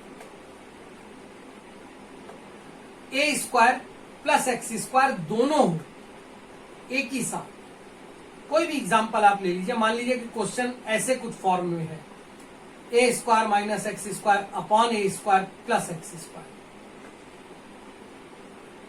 तब ये जो पूरा पूरा एक्स स्क्वायर है, आपको यहां के टर्म के साथ कॉस 2 थीटा मान लेना चाहिए। कॉस थीटा भी मान सकते हैं। अगर यहां ए क्यूब लिखा है तो दोनों जगह ए क्यूब होगा और तब ए क्यूब कॉस 2 थीटा मानना होगा। कारण, अगर ए स्क्वायर कॉस 2 थीटा मानेंगे तो ए स्क्वायर कॉमन आएगा और ऊपर नीचे से कैंसिल हो जाएगा। 1 minus cos 2 theta 1 plus cos 2 theta जैसा कुछ बचेगा, जो कि आसानी से सॉल्व हो जाएगा। ध्यान देने वाली बात फिर समझिए, दोनों अगर हमें एक साथ दिखाई, क्योंकि अगर एक चीज केवल हो रही होती तो हम ए साइन थीटा मान लेते, ये चीज केवल हो रही होती तो ए टेन थीटा मान लेते। लेकिन अगर एक ही क्वेश्चन में दोनों एक साथ है तो अलग अलग तो माना नहीं जा सकता कि नहीं न्यूमरेटर में ये मानेंगे, डिनोमिनेटर में ये मानेंगे। इसलिए ऐसे क्वेश्चन में ए कॉस 2 थीटा मानना चाहिए। फिर भी एक और इंपॉर्टेंट पॉइंट, उसको भी ध्यान दीजिए। अगर मान लीजिए कोई क्वेश्चन ऐसा है जैसे sine inverse 3x minus 4x cube, तो ये मतलब नहीं कि आप इसी से रटिए या इसी पर ध्यान दीजिए। आप केवल ये देखिए कि क्या आपको कोई ट्रिग्नोमेट्री का ऐसा फॉर्मूला याद आ रहा है जो ये बन सकता है? तो मुझे लग रहा है यहां पर अगर हम x को साइन थीटा मान लें तो ये साइन 3a बन जाता है। इसका मतलब साइन इनवर्स है और साइन बन जाता है, तो 3a अगर उसकी रेंज के अंदर आ जाता है तो हम इसको डायरेक्टली काट के लिख सकते हैं, नहीं तो हम उसके बाद के जो फॉर्मूले बनते हैं पाई माइनस एक्स या वगैरह x माइनस 2 पाई, इनमें से कुछ बन जाएगा। या फिर एक ऐसा ही और एग्जांपल मान लीजिए, क्वेश्चन में लिखा हुआ है tan inverse 2x upon 1 minus x square, तो आप कहिए कि इसमें x को साइन थीटा मान लिया जाए, ऑर्बिट हो जाएगा क्वेश्चन, ऊपर 2 साइन थीटा नीचे कॉस स्क्वायर थीटा, कैसे आपके लिए क्वेश्चन बड़ा हो जाएगा। लेकिन आप ये जानते हैं ये डायरेक्ट फॉर्मूला है, आपको पता है कि अगर आप इसमें x को tan a मान लें तो 2 tan a upon 1 minus tan square a tan 2a बन जाता है, तो ज्यादा इजी हो जाता है वो कैलकुलेट करने के लिए। ये जितनी चीजें लिखी गई हैं ये आपको कायदे से रट लेनी चाहिए, आपको याद कर लेनी चाहिए। अब जैसे हम लोग इस क्वेश्चन पर आते हैं, अब इस क्वेश्चन में जब हम सॉल्व करने पर आते हैं तो हम ये सीख चुके हैं कि डायरेक्टली डिफरेंशिएट करना मेरे लिए टफ है, लेकिन अगर हम इसे चेंज कर दें, सरल कर दें, तो ये हमारे लिए एक आसान क्वेश्चन में बदल जाएगा। जैसे हमने जैसे ही देखा कि a square plus x square जैसा कुछ है, या जो भी संख्या है प्लस एक्स स्क्वायर जैसा कुछ है, तो हमने इस संख्या को a स्क्वायर समझा, तो a हो गया 2, यानी मैंने जो शुरुआत ली वो ली x को 2 tan थीटा मानने से, x को 2 tan थीटा मानने से, यानी अब मेरे लिए y क्या हो गया, tan इनवर्स ऑफ 4 प्लस, और जब इसका स्क्वायर करेंगे तो 4 tan square theta minus 2 upon 2 tan theta. इससे 4 कॉमन आया, रूट के बाहर 2 आया, 2 यहां भी था, पूरे से 2 कॉमन आया और नीचे से कैंसिल हो गया। इसका मतलब मेरे पास बच क्या गया, tan inverse 1 plus tan square theta यानी सेक स्क्वायर थीटा, बाहर आ गया sec theta minus 1 upon tan theta. Sec theta अभी भी कुछ कैंसिल होते नहीं दिख रहा, सेक थीटा को मैं 1 बाई कॉस थीटा लिख सकता हूं और एलसीएम ले लिया।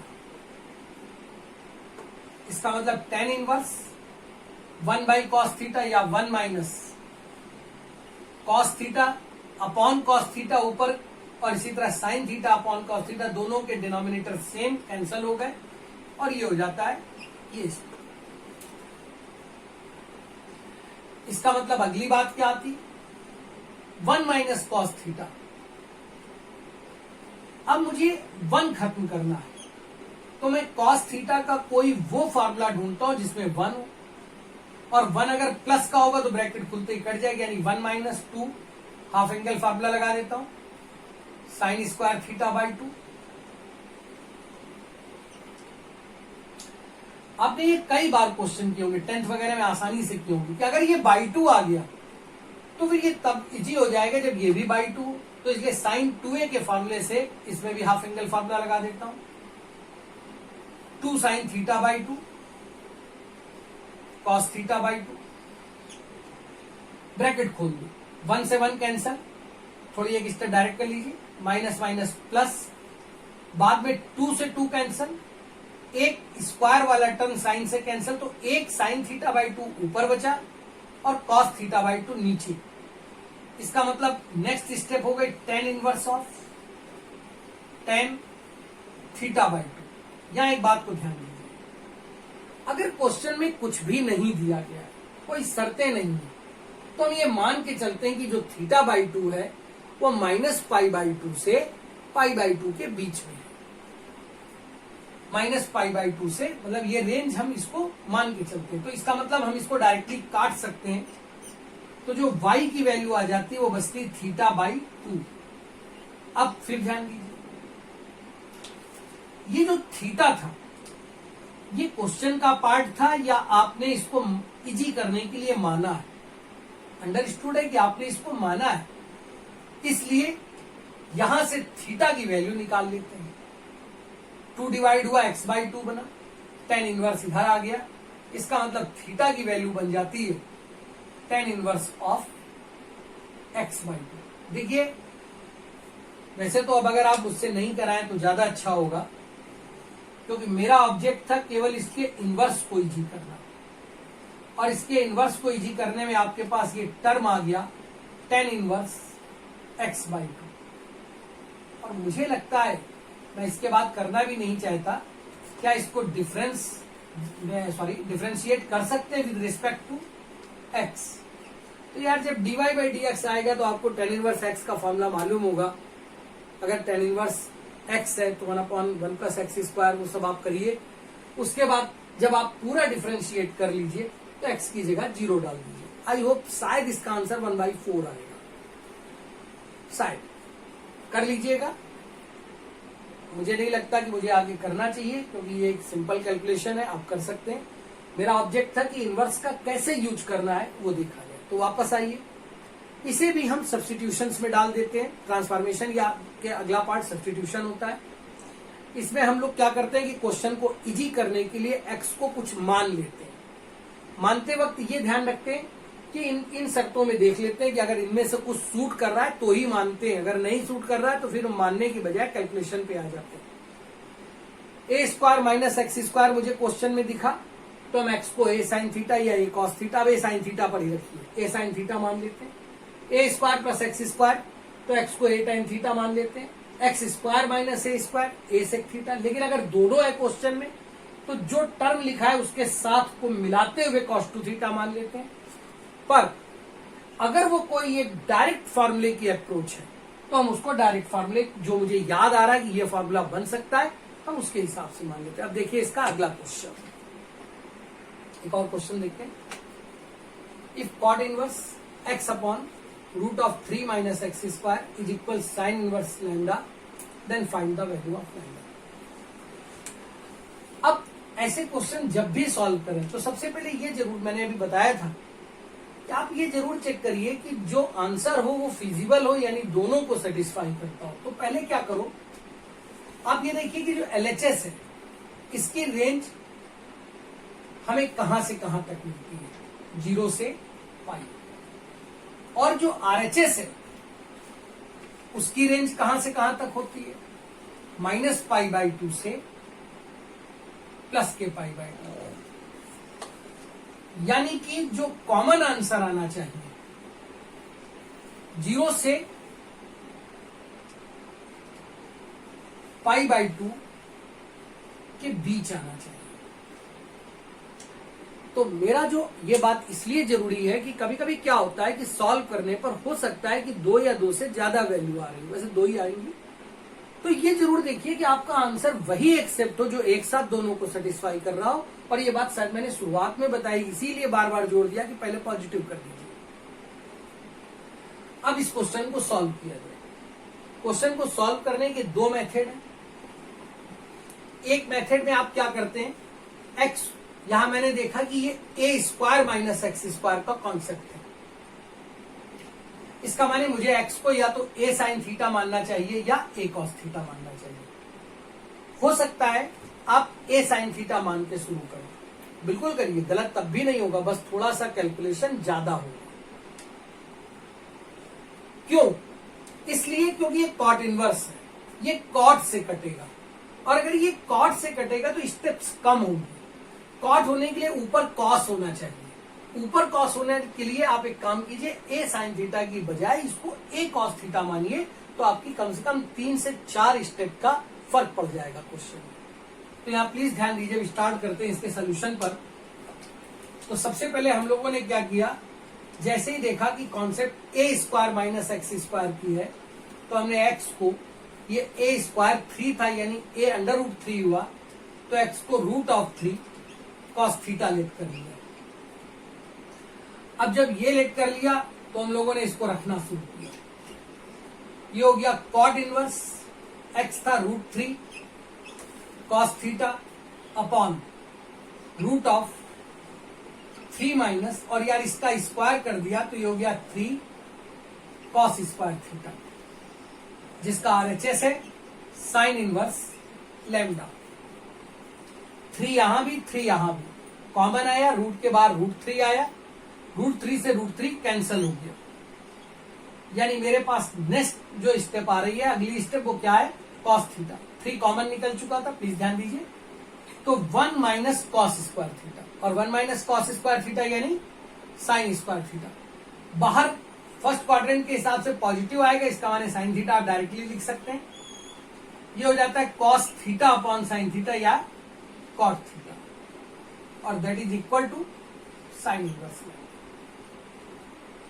कॉट इनवर्स से कॉट कैंसिल करके थीटा बचा, इसका मतलब यहां से ये स्टेप आ जाती है कि साइन इनवर्स लैम्डा जो है वो थीटा के बराबर बचता है।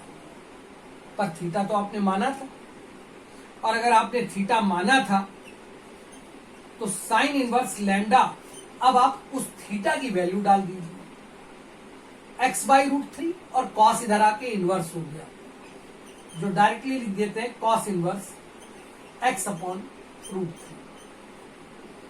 अब जरा एक स्टेप और देखिए, क्या इन्हें कंपेयर किया जा सकता है? नहीं, अभी नहीं, क्योंकि हम ये जानते हैं कि ये साइन इनवर्स है और ये कॉस इनवर्स है। अगर आपको फॉर्मूला रटा है तो बहुत अच्छा है, नहीं तो आप फिर एक बार वही ट्रायंगल प्रॉपर्टी लगाइए, और अगर रटा है तो यही खत्म कर दीजिए। क्या हम साइन इनवर्स x को cos inverse √1 minus x square लिख सकते थे? और अगर लिख सकते थे तो इसका माने ये हो जाता है कॉस इनवर्स x/√3। अब यार ये बताइए कि दोनों तरफ से इसको कंपेयर कर दीजिए। तो जैसे ही आप कंपेयर करते हैं तो आपको मिलता है √1 minus lambda square is equal x/√3। पर यार जरूरत किसकी है? लैम्डा। दोनों स्क्वायर कर दिया, देन 1 माइनस लैम्डा स्क्वायर हो जाता है x²/3। लैम्डा स्क्वायर उधर ले गए और इसको इधर ले आए। इस बॉक्स में देखिएगा, लैम्डा स्क्वायर उस तरफ ले गए, then lambda square is equal, और ये पूरा इस तरफ ले आए 1 माइनस x²/3। एलसीएम वगैरह ले लीजिए, तो यार ये पूरा हो जाता है 3 माइनस x²/3। हमें लैम्डा की वैल्यू चाहिए थी, तो लैम्डा आ जाता है प्लस माइनस, और यहां रूट चढ़ जाता है, it is 3 minus x²/3। Last line, यार प्लस माइनस यानी दोनों आंसर हो सकते हैं क्या? नहीं। अब जरा उसको देखिए, अगर मैंने साइन इनवर्स में, अब रूट है तो पॉजिटिव रहना ही है, और माइनस का ये टर्म रखा होता तो जो मान आते वो -90 से 0 के बीच में आते, जो कि एक्सेप्टेबल नहीं थे। इसका मतलब मैं माइनस वाले वैल्यू को रखूं या माइनस वाली वैल्यू को छोड़ दिया जाए। तो हम यहां से देखते हैं कि माइनस वाली वैल्यू क्वेश्चन को सेटिस्फाई नहीं कर रही है, इसका माने इसको डिस्कार्ड कर दिया, और अगर डिस्कार्ड कर दिया तो मेरे को लैम्डा का मान मिलता है +√3 माइनस x²/3, और यही मेरा आंसर हो जाता है। मैं एक बार फिर से बता दूं, आप यहां से x को √3 साइन थीटा मान के भी कर सकते थे, लेकिन तब यहां पर आपका tan बनता, आप 90 माइनस में करते, और 90 माइनस में करते तो आप आइडेंटिटी का यूज करके उसको सॉल्व करते, जो दोनों टर्म आते कॉस में बदलता, सॉल्व करते, उससे भी आता, पर 4 स्टेप का कम से कम अंतर आता, इससे स्टेप्स कम हो जाती है। एक क्वेश्चन इसी कॉन्सेप्ट पर और करते हैं, और फिर उसके बाद नई कॉन्सेप्ट करते हैं। एक क्वेश्चन इस पर और, एक और क्वेश्चन, वो कहता है इसको सिंप्लीफाई कीजिए। tan inverse √(x+2) plus √(x-2) upon √(x+2) minus √(x-2). देखिए ये क्वेश्चन उस कॉन्सेप्ट पर है जबकि मुझे क्वेश्चन में a² माइनस x² और a² प्लस x² दोनों मिलते थे, लेकिन अगर ये a² माइनस x² होता तो मैं cos2 थीटा जैसा कुछ मान लेता। मैं सीधे सोल्यूशन पर आता हूं, क्योंकि इतनी बात कर चुके हैं इस पे, बस केवल एक स्टेप समझानी है। पर अगर यही एक्स पहले हो, माइनस में ना हो, तो अब कॉस की जगह सेक मानिए ना। और अगर सेक मानना है तो मैं यहां से स्टेप क्या लेता हूं, हम लोगों ने एक्स को माना, साथ में लगाए 2, बताया था कि उसके साथ मानिए, और 2 सेक 2 थीटा को हम लोगों ने एक्स मान लिया। अब जरा ये देखिए, जब इसको सिंप्लीफाई करने की बारी आई तो हो गया tan इनवर्स, प्लीज ध्यान देते चलिएगा, root of 2 sec 2 theta plus 2 plus root of 2 sec 2 theta minus 2।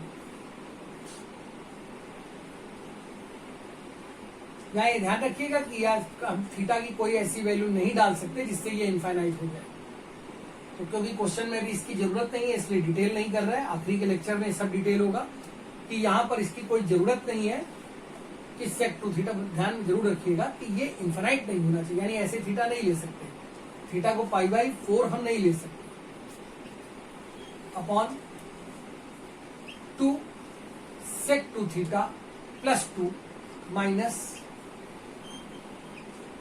2 sec 2 theta minus 2। अब जरा इस स्टेप को देखिए, कुछ कैलकुलेशन डायरेक्टली, 2 यहां भी 2 यहां भी, रूट 2 बाहर आया, 2 यहां भी 2 यहां भी, रूट 2 बाहर आया, यानी रूट 2 पूरा न्यूमरेटर से कॉमन आ गया, और यार पूरा रूट 2 डिनोमिनेटर से भी कॉमन आ गया। इसका मतलब वो तो कैंसल हो गया ना, दैट मीन्स 2 की कहानी खत्म, बचा सेक 2 थीटा प्लस 1। अगर इसको कॉस 2 थीटा में कर दिया जाए तो 1 काट दिए जाएंगे, इसलिए सेक को चेंज कर दिया। डायरेक्ट स्टेप है, ध्यान दीजिएगा, जब आप कॉपी पर करिएगा तो इसको स्टेप बाय स्टेप कीजिएगा। सेक को चेंज किया 1/cos 2 थीटा और एलसीएम ले लिया, तो यहां रह गया 1 cos 2 थीटा, एलसीएम होकर इधर आ गया, और अपॉन का जो आपका cos 2 थीटा रूट का था वो दोनों जगह था, तो ये स्टेप हमारी आ गई। यहां पर 1 माइनस cos 2 थीटा, देखते जाइएगा कहीं कैलकुलेशन फॉल्ट ना होने पाए। 2 निकल चुका है, सेक को 1/cos कर दिया, 1/cos से एलसीएम ले लिया, 1 माइनस cos 2 थीटा, दोनों का न्यूमरेटर इस तरह से आ गया और डिनोमिनेटर दोनों का अंडर रूट cos 2 थीटा। इसी तरह से क्वेश्चन के डिनोमिनेटर में भी यही सब कुछ ड्रामा किया, तो ये 1 plus cos 2 theta minus root of 1 minus cos 2 theta हो जाता है। हमने इसको cos 2 थीटा बनाया ही इसीलिए कि हम 1 को खत्म कर सकें, और 1 को खत्म करने के लिए अब यहां पर हम हाफ एंगल फॉर्मूले लगा देते हैं। इसका मतलब अब स्टेप क्या आने वाली है, tan इनवर्स रूट ऑफ 1 खत्म करना है, यानी cos का मान अगर -1 दे दे तो 1 खत्म हो जाएगा, तो cos 2a का वो फॉर्मूला लगाते हैं 2 cos स्क्वायर थीटा -1, जिसमें 1 माइनस का मिल जाए। इसी तरह से यहां पर 1 माइनस, तो 1 minus 2 sine square theta upon, ऐसे ही यहां पर cos 2 थीटा का formula 2 cos square theta -1 minus 1 minus 1 minus 2 sine square theta. Please यहां एक और स्टेप देखिए, ये 1 कैंसल, ये 1 कैंसल, ब्रैकेट खुला। ये स्टेप जब आप कॉपी पर करिएगा तो प्लीज एक एक स्टेप करिएगा। ब्रैकेट खुला, 1 कैंसल, माइनस माइनस प्लस हो गया, 1 कैंसल प्लस हो गया। अब अगली स्टेप 2 बचा, यहां भी 2 यहां भी, कॉमन आया रूट 2, कॉमन आया और कैंसिल हो गया। इसका मतलब अंडर रूट के अंदर cos स्क्वायर थीटा, बाहर क्या आया mod of cos theta, minus plus हो चुका था, साइन स्क्वायर थीटा, रूट के बाहर क्या आया mod of sine theta, mod of cos theta और मॉड ऑफ साइन थीटा। अगर हम इसका यूज कर चुके हैं तो हम इसको हटा सकते हैं, क्योंकि मुझे लगता है हर तरह का एक एक क्वेश्चन अगर हम करते जाएंगे कॉपी पर तो इजी होगा। पर समझाने के लिए हम लोगों को वीडियो पर उतना ही समय लेना होता है कि आप आसानी से देख सकें और कम शब्दों में अधिक चीजों को समझ सकें। मैं इसको रब कर रहा हूं कैलकुलेशन के पॉइंट ऑफ व्यू से।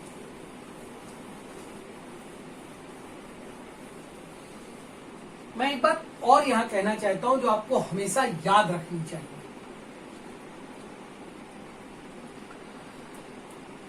जब भी एक्स स्क्वायर का रूट लिया जाए तब उसका जब आंसर होगा वो ऑलवेज आपको पॉजिटिव लिखना होता है। That's why mod of x. ये बहुत इंपॉर्टेंट है, बहुत अच्छे से आप ध्यान रखिए, यानी ये मॉड ऑफ एक्स। और यही कारण था कि जब हमारे पास यहां कॉस स्क्वायर थीटा था तो मैंने इसको लिखा मॉड ऑफ कॉस थीटा। अब इसका अर्थ क्या हुआ?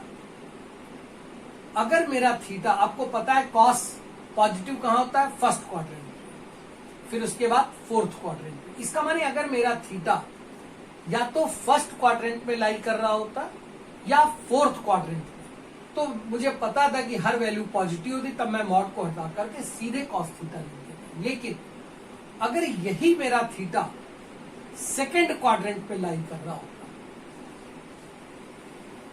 तब मुझे पता है कि जो वैल्यू आती सेकेंड क्वाड्रेंट वो नेगेटिव आती। इसका मतलब मैं जब मॉड हटाता तो मॉड हटाने पर इसको लिखता माइनस कॉस थीटा। ये बातें आपको हमेशा याद रखनी चाहिए। इस क्वेश्चन में जब हम ये सॉल्व कर रहे होते हैं तो हम लोगों ने ये शुरू, क्योंकि क्वेश्चन में ऐसी कोई कंडीशन नहीं दी गई है इसलिए इतना इंपॉर्टेंट फेज नहीं है वो, पर फिर भी ये समझना चाहिए। हमें मालूम है कि इसका जो भी आंसर या रेंज आएगा वो -π/2 से +π/2 के बीच में। दोनों में यहाँ कॉस है और ये साइन है, यानी जो कॉमन हिस्सा आएगा वो तो फर्स्ट क्वाड्रेंट ही होगा ना। और अगर कॉमन हिस्सा फर्स्ट क्वाड्रेंट होगा तो फर्स्ट के लिए तो सारे पॉजिटिव होते हैं, और अगर सारे पॉजिटिव होते हैं तो हम इसको tan inverse cos theta plus sine theta upon cos theta minus sine theta लिख सकते हैं। फिर एक स्टेप, कॉस थीटा हमने ऊपर नीचे से कॉमन ले लिया तो ये बन जाता है 1 plus tan theta upon 1 minus tan theta. अब फिर एक बात ध्यान दीजिए। अच्छा ये बताइए, आप सबको tan a+b का फॉर्मूला याद होगा। a की जगह π/4 और अगर b की जगह x लिख दिया जाए तो ये क्या होगा?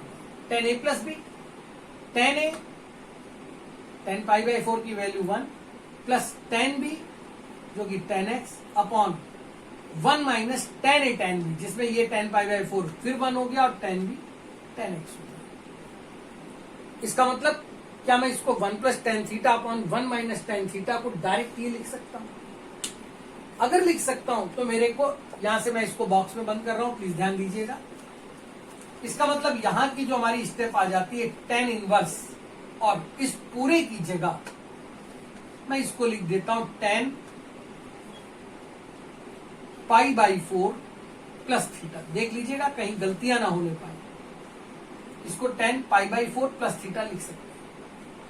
अब आखिरी बात, क्योंकि ये क्वेश्चन tan इनवर्स tan का है, इसका मतलब जो इसका रिजल्ट होना चाहिए था, ये जो π/4 प्लस थीटा है, ये हमेशा इन बिटवीन -π/2 से +π/2 के बीच होना चाहिए। फिर ध्यान दीजिएगा और एक स्टेप, अगर मुझसे ये पूछता कि एक्चुअली थीटा कहां लाई कर रहा था, तब हम लोगों ने π/4 को सब्ट्रैक्ट कर दिया। अच्छा, अगर π/4 को इधर आप सब्ट्रैक्ट करेंगे तो ये -3π/4 से लेकर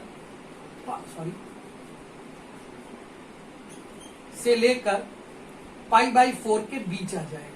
अब एकदम लास्ट लाइन पर आ जाएगा, क्योंकि हम इस पे फर्स्ट क्वाड्रेंट के लिए सॉल्व कर रहे थे, इसलिए -3π/4 को भी छोड़ देते हैं। इसका मतलब जो थीटा हमको मिलता है वो 0 से π/4 के लिए मिलता है।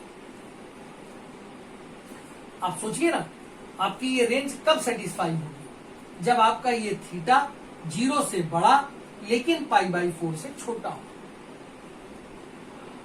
उसका कारण है कि जब आप इसको सपोज दैट ये 45 डिग्री लिखा है, अगर ये 44 डिग्री भी होगा तो आपका जो आंसर आएगा वो इस रेंज के अंदर होगा। दूसरी बात, अगर आप इसको मान लीजिए माइनस में लिखते हैं तो फिर यहां ऐसा नहीं है कि आप माइनस में लिखेंगे तो वह आंसर नहीं आएगा। सपोज दैट मैं मान लीजिए थीटा का मान माइनस का 10 डिग्री लिखता हूं, प्लीज ये लाइन को ध्यान से समझिएगा। तो रेंज में तो आंसर सेटिस्फाई कर रहा है, लेकिन -10 लिखते ही ये जो है ये चौथा क्वाड्रेंट हो जाएगा, और चौथा क्वाड्रेंट होने का मतलब जब ये साइन वहां पर नेगेटिव होगा तो ये माइनस साइन थीटा खुलना चाहिए, और माइनस साइन थीटा से ये दोनों पलट जाते, तब ये दोनों पलट जाते तो π/4 प्लस एक्स की जगह ये π/4 माइनस एक्स हो जाता।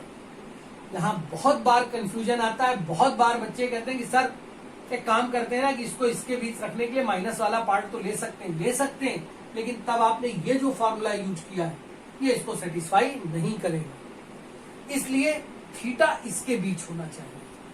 अगर क्वेश्चन केवल ये पूछ रहा होता तो मेरा यहाँ काम खत्म हो जाता। खैर अभी आंसर पे नहीं आया हूं, मैं इसको भी बंद कर देता हूं।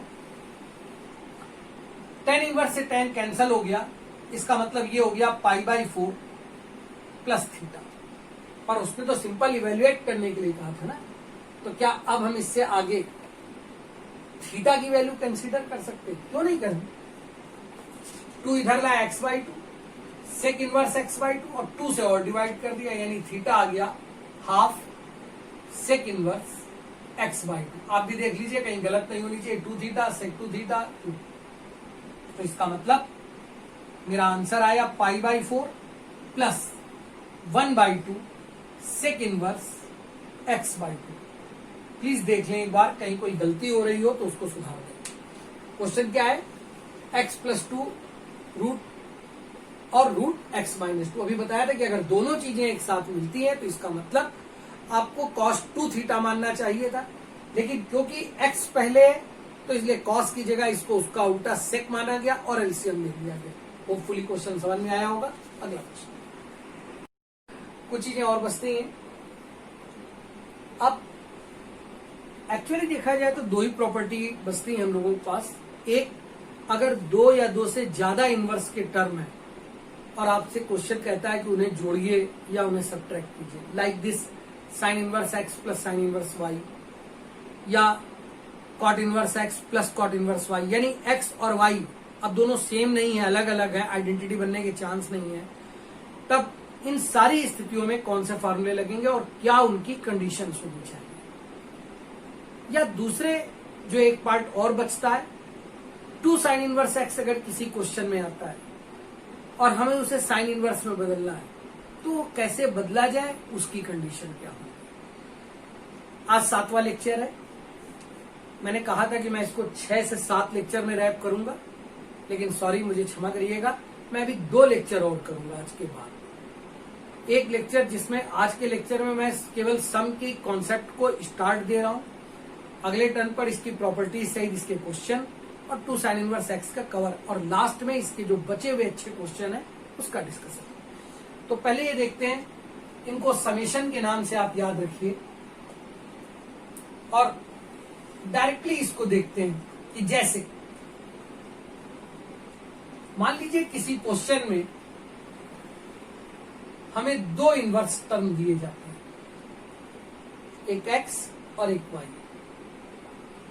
और उन दोनों टर्म्स में क्वेश्चन या तो जोड़ रहा है उन्हें या सब्ट्रैक्ट कर रहा है, घटा रहा है, तब इसका डायरेक्टली फार्मूला मैं अभी प्रूफ कर रहा हूं, लेकिन आपको याद रखना चाहिए sine inverse x root of 1 minus y square plus y root of 1 minus x square होगा। पहले प्रूफ, फिर इसकी कुछ कंडीशंस। प्रूफ इसलिए क्योंकि सारे प्रूफ को अगर एक बार समझ लेंगे तो मुझे सब प्रूफ नहीं करने पड़ेंगे। जब भी इनवर्स के टर्म होते हैं तो मैंने शुरू में फर्स्ट लेक्चर में पढ़ा था कि किसी भी ट्रिग्नोमेट्रिकली इनवर्स का मतलब होता है एक एंगल, यानी अगर साइन इनवर्स 1/2 लिखा है तो आप जब इसको सॉल्व करते हो तो कहते हो 30 डिग्री। इसका मतलब हर इनवर्स एक एंगल होता है। अगर वो एक से ज्यादा है तो अंडरस्टूड है, यानी 2 एंगल है। तो इसके प्रूफ करने के समय आप सबसे पहले इन्हें 2 एंगल्स के रूप में मान, साइन इनवर्स एक्स को ए मान लिया एक एंगल, और ऐसे ही अब ये y है तो ये सेम एंगल तो नहीं हो सकता, इसलिए इसको b मान लिया। इसका मतलब साइन ए की जगह x, साइन ए का मान x और साइन b का मान y हो जाता है। अब वापस क्वेश्चन पर आते हैं। हमने जरूरत किसकी है? Sine inverse x plus sine inverse y। Sign inverse x जिसको आपने a माना हुआ है और साइन इनवर्स y जिसको आपने b माना हुआ है। अब जरा एक बात बताइए, अगर आपको साइन a मिल जाता तो आप उसकी जगह x रख सकते थे, पर ये तो तब होता जब यहां साइन होता, इसलिए दोनों तरफ साइन लेने पर। जैसे ही आप दोनों तरफ साइन लेते हैं तो ये स्टेप हो जाती है sine of sine inverse x plus sine inverse y। और यहां जब आप साइन लेते हैं तो ये एक फॉर्मूला क्रिएट कर देता है साइन a प्लस b का। इसका माने इस फॉर्मूले के अकॉर्डिंगली क्या बनेगा? Sine a cos b plus cos a sine b। फिर ध्यान दीजिए, मैं जानता हूं ये एक इजी टर्म है, टाइम भी लग रहा है बेमतलब में, लेकिन फिर भी समझाना जो एक स्टेप पड़ती है। आप साइन ए की जगह तो एक्स लिख सकते हैं, पर ये तो साइन भी नहीं है ना, इसलिए पूरे क्वेश्चन को इसलिए साइन में बदला ताकि एक्स और वाई लिखा जा सके, क्योंकि ए और बी हमने माना था, क्वेश्चन का पार्ट नहीं था। क्वेश्चन के पार्ट के लिए एक्स लाना पड़ेगा, इसलिए कॉस बी को क्या मैं root of 1 minus sine square भी लिख सकता हूं। इसी तरह से कॉस ए को क्या root of 1 minus sine square a लिखा जा सकता है, और यहां से प्रूवमेंट मिल जाता है। साइन ए की जगह एक्स, साइन बी की जगह वाई, प्लस इसी तरह से यहां पर जब मैं रख देता हूं ये स्टेप आ जाती है। अब एकदम फिर से एलएचएस पे आइए। लेफ्ट हैंड साइड में मेरी जरूरत तो सिर्फ इसकी थी ना, जबकि जो रिजल्ट मिला है वो sine of sine inverse x plus sine inverse y का मिला है। अगर मुझे सिर्फ ये जरूरत है तो अब मैं इस साइन को उधर लेके इनवर्स में कन्वर्ट कर देता हूं, और जैसे ही इसको इनवर्स में कन्वर्ट करता हूं तो sine inverse x plus sine inverse y, sine inverse में कन्वर्ट हो गया sine inverse x root of 1 minus y square plus y root of 1 minus x square. यानी ये प्रूफ आ जाता है, बहुत इजी है, आराम से। अब जरा इसी पे जल्दी कर लें। मान लीजिए मुझसे आपने प्रूफ करने को कहा होता कि sine inverse x minus sine inverse y को प्रूफ करें, तो ऑब्वियस यही सारी स्टेप्स होती। ए माइनस बी की जरूरत होती, साइन ए माइनस बी का फॉर्मूला खुलता, sign A cos B minus cos A sine B, यानी केवल यहां पर माइनस होता चला जाता ना, और अगर केवल माइनस होता चला जाता तो वो प्रूवमेंट आ जाता sine inverse x root of 1 minus y square minus y root of 1 minus x square. यहां पर एक बात जो कि इंपॉर्टेंट है, क्या यहां कोई कंडीशंस ऐसी लगती हैं जो हमें याद रखनी चाहिए? फिर से वापस आइए, इनवर्स के हर क्वेश्चन में जैसे ही क्वेश्चन की रेंज बड़ी होती है तो आप क्वेश्चन की रेंज बड़ी होने का मतलब फिर से रेंज पर ही सारा क्वेश्चन फोकस करने लगता है। जैसे आपने अगर देख लिया हो तो इसको हटाते हैं और सीधे फॉर्मूले पर आते हैं।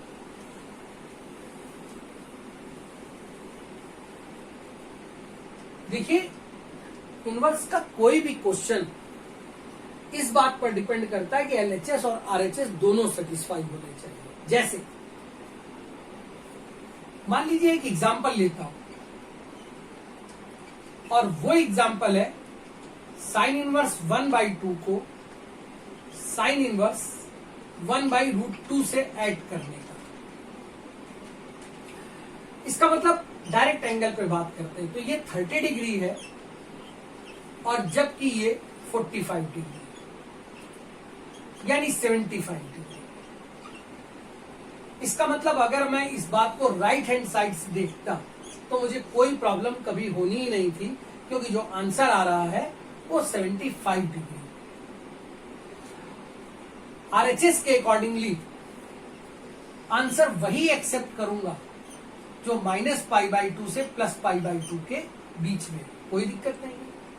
लेकिन मैंने एग्जाम्पल चेंज कर दिया और इस बार की एग्जाम्पल में मैंने कहा ये तो साइन इनवर्स 1/√2 और साइन इनवर्स √3/2 को ऐड करने की बात करता है। चलिए 1/2 यानी 45 डिग्री और √3/2 इसका माने 60 डिग्री। इस बार ये हो जाता है 105 डिग्री। क्या आरएचएस इसको एक्सेप्ट करेगा? ये बातें छोटे क्वेश्चन होते तो उतना इशू नहीं करती, लेकिन जब क्वेश्चन में यहाँ कुछ प्रूफ जैसे sine inverse 1/2 plus sine inverse 1/3 जोड़ने को कह रहा है, कोई इशू नहीं करती। बोर्ड लेवल पे तो बिल्कुल नहीं करती। लेकिन जब आप कंपटीशन पर ये देखते हैं तो आप ये बताइए कि क्या ऐसा आंसर एक्सेप्ट किया जा सकता है? तो फिर इस बात को हम समझे कैसे? ये नंबर लाइन मुझे मालूम है -1 से 1 के बीच की वैल्यूज है, वो एक्सेप्ट होंगी दोनों में। मुझे ये भी पता है कि यहाँ का आंसर -90 से +90 के बीच में आना चाहिए। अगर वो उससे बड़ा या उससे छोटा आ रहा है तो एक्सेप्ट नहीं किया जाएगा। फिर इसका आंसर क्या लिखा जाए? तो ये हम लोगों ने पढ़ा था कि इसका आंसर मैं क्या लिख सकता हूं। क्या मैं इसको π-75 लिख सकता हूं? और अगर मैं π-75 लिख सकता हूं तो ये आंसर बन सकता है। लेकिन ये क्यों बनेगा, ऐसा क्यों होगा, या क्यों मैं ऐसा लिख सकता हूं, इस पर बात करते हैं। एक बार फिर से मैं पहले एग्जांपल पर आ रहा हूं।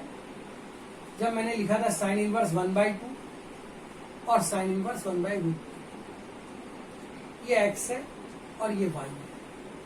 जरा दोनों को आप स्क्वायर करके ऐड कीजिए, तो जब आप ऐड करते हैं तो इट इज 1/4 प्लस 1/2, इसका मतलब 3/4। 3/4। अच्छा एक बात बताइए, आप कब तक इसको ले सकते हैं? प्लीज इसको समझिएगा। अगर दोनों ही 1/√2 होते तो दोनों 45 होते, यानी 90 डिग्री आंसर आ जाता। और जब आप उनको स्क्वायर करके जोड़ते तो 1/2 प्लस 1/2 बनता, यानी 1। यानी कॉन्सेप्ट यहां से क्रिएट होती है। कॉन्सेप्ट का फर्स्ट पार्ट प्लीज ध्यान दीजिएगा कि अगर x² प्लस y² का सम 1 या 1 से कम, यानी जो यहाँ x² या y² लिखा है, और स्क्वायर है तो पॉजिटिव तो होगा ही, इसलिए इस विषय पर बात करना बेवकूफी है। तब आप sign inverse x plus sine inverse y को directly sine inverse x√1 - plus y√1 - लिख सकते हैं, कोई प्रॉब्लम नहीं। आप दूसरे पार्ट को देखिए, फिर एक एग्जांपल समझा रहा हूं।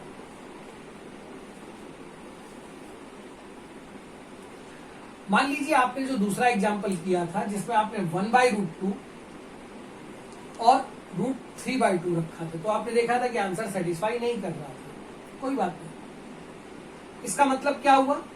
1/√2 का स्क्वायर 1/4 और √3/2 का स्क्वायर, ये कितना हो जाता है? सॉरी 1/2, 1/√2 का स्क्वायर 1/2 और ये 3/4। एक काम कीजिए, दो अगर हम इसका एलसीएम सेम कर दें तो ये 3 और 2 5, यानी ये हो जाएगा 5/4। अब बताइए ये 1 से बड़ा है ना, इसकी कॉन्सेप्ट होगी। इसका मतलब अगर केस 2 यही x square plus y square एक से बड़ा हो जाए, तब sine inverse x plus sine inverse y का formula pi minus sine inverse x root of 1 minus y square plus y root of 1 minus x square होगा। और ये आप जानते हैं कि बड़े हो जाने का मतलब जहां इनकी शर्तें आपको हमेशा पता है कि ये -1 से 1 के बीच में, यानी ये 2 से ज्यादा तो कभी हो ही नहीं सकता ना, तो 1 से बड़ा हो जाए लेकिन 2 से छोटा रहे। या इस बात को और अच्छे से आप लिख लीजिए कि x square plus y square 1 से बड़ा हो लेकिन 2 से छोटा हो। मतलब ये भी 1 तो 1 का स्क्वायर 1 और ये भी 1 तो 1 का स्क्वायर 1, 1 प्लस 1 यानी 2 से छोटा। तब ऐसी स्थिति में आप इसको लगाएंगे तो आपका आंसर कभी गलत होगा ही नहीं। हम लोग एक एग्जांपल इस पर कर लें।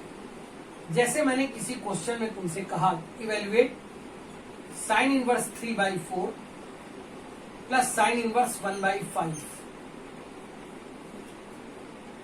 अक्सर हम क्या करते हैं कि हम डायरेक्ट ये फॉर्मूला लगाते हैं और आंसर देख लेते हैं, लेकिन रेंज के अकॉर्डिंगली हमको पहले ये देख लेना चाहिए कि कौन सा फॉर्मूला लगाया जाए। x है 3/4, y है 1/5, तो यार x square plus y square क्या होगा, यानी 9/16 प्लस 1/25। जरा प्लीज एलसीएम लेकर के बताइए क्या आता है।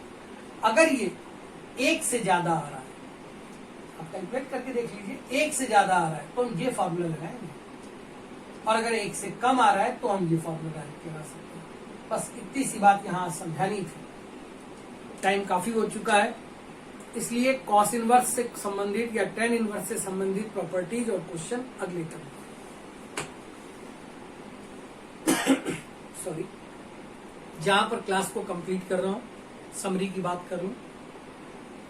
ट्रांसफॉर्मेशन में एक्स का पॉजिटिव होना जरूरी है। सब्स्टिट्यूशन करते वक्त सबसे पहले ये देखना चाहिए डायरेक्ट फॉर्मूला बन रहा है क्या। अगर डायरेक्ट बन रहा है तो आप एक्स को वही डायरेक्ट फॉर्मूले के अकॉर्डिंग मानिए, नहीं बन रहा है तो कुछ शर्तें बोर्ड पर हुई थी, आप वो ध्यान रखिए। लास्ट बात आज करी है किन्हीं दो इनवर्स को जोड़ने या घटाने की।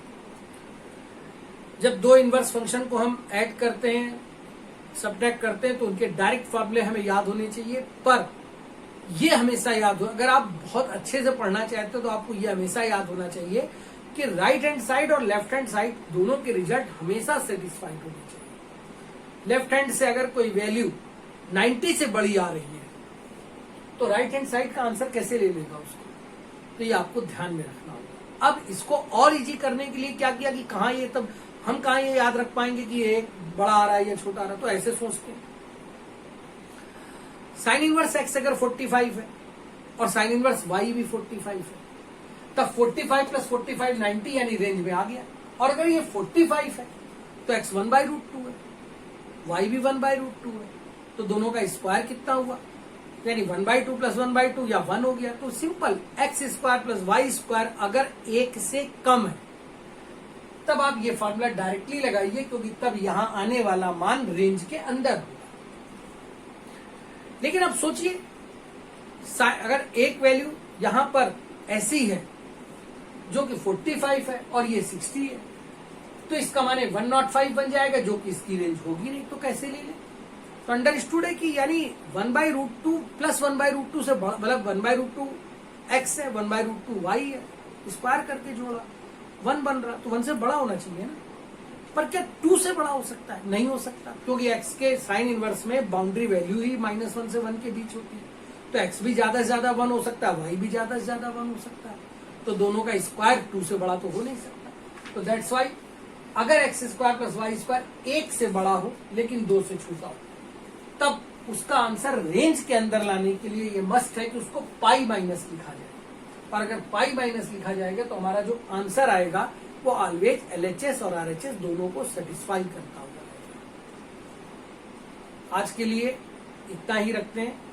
एक बात और देखिए, अगर आप सब्सक्राइब नहीं करते हैं या चैनल्स को, आप इस चैनल को आगे नहीं बढ़ाते, तो कहीं ना कहीं कॉन्फिडेंस में कमी आने लगती है, या तो लगता है कि मेरे द्वारा बताई जाने वाली चीजें कम है, और या ये लगता है कि आपको उतना इंटरेस्ट नहीं है, मैं उतने अच्छे से समझा नहीं पा रहा। मेरी गलतियों को प्लीज सुधारने के लिए आप कमेंट जरूर कीजिए, आप बताइए कि उसमें क्या क्या चीजें और होनी चाहिए। मैं जानता हूं लेक्चर बढ़े, लेकिन लॉकडाउन का पीरियड आपके पास स्कूल के लोड थोड़े से कम होते हैं, जाने के लोड कम होते हैं, तो आप डिटेल में पढ़ तो सकते ही है ना। साथ ही साथ जिनके पेपर अभी जुलाई में लगे, 18 जुलाई से 23 जुलाई के बीच में, उनके लिए ये लेक्चर बहुत इंपॉर्टेंट हो जाते हैं। इसको देखें, क्वेश्चन लगाएं, और उसके बाद उनको कोई क्वेश्चन अपने इनवर्स में या कैलकुलस के इनवर्स वाले पार्ट में प्रॉब्लम आती है तो मुझे लिखें, मैं उसको जरूर सॉल्व करूंगा। मैं अपना एक व्हाट्सएप नंबर आपको और दे दूंगा, जिसमें आप किसी भी क्वेश्चन को मुझसे पूछ सकते हैं। अगले टर्न पर मैं व्हाट्सएप नंबर, एक नया नंबर मैं ले रहा हूं, तो उसको मैं आपको बता दूंगा। वो इसी पर्पज से होगा ताकि आप उस पर क्वेश्चन कर सकें। Okay, thank you.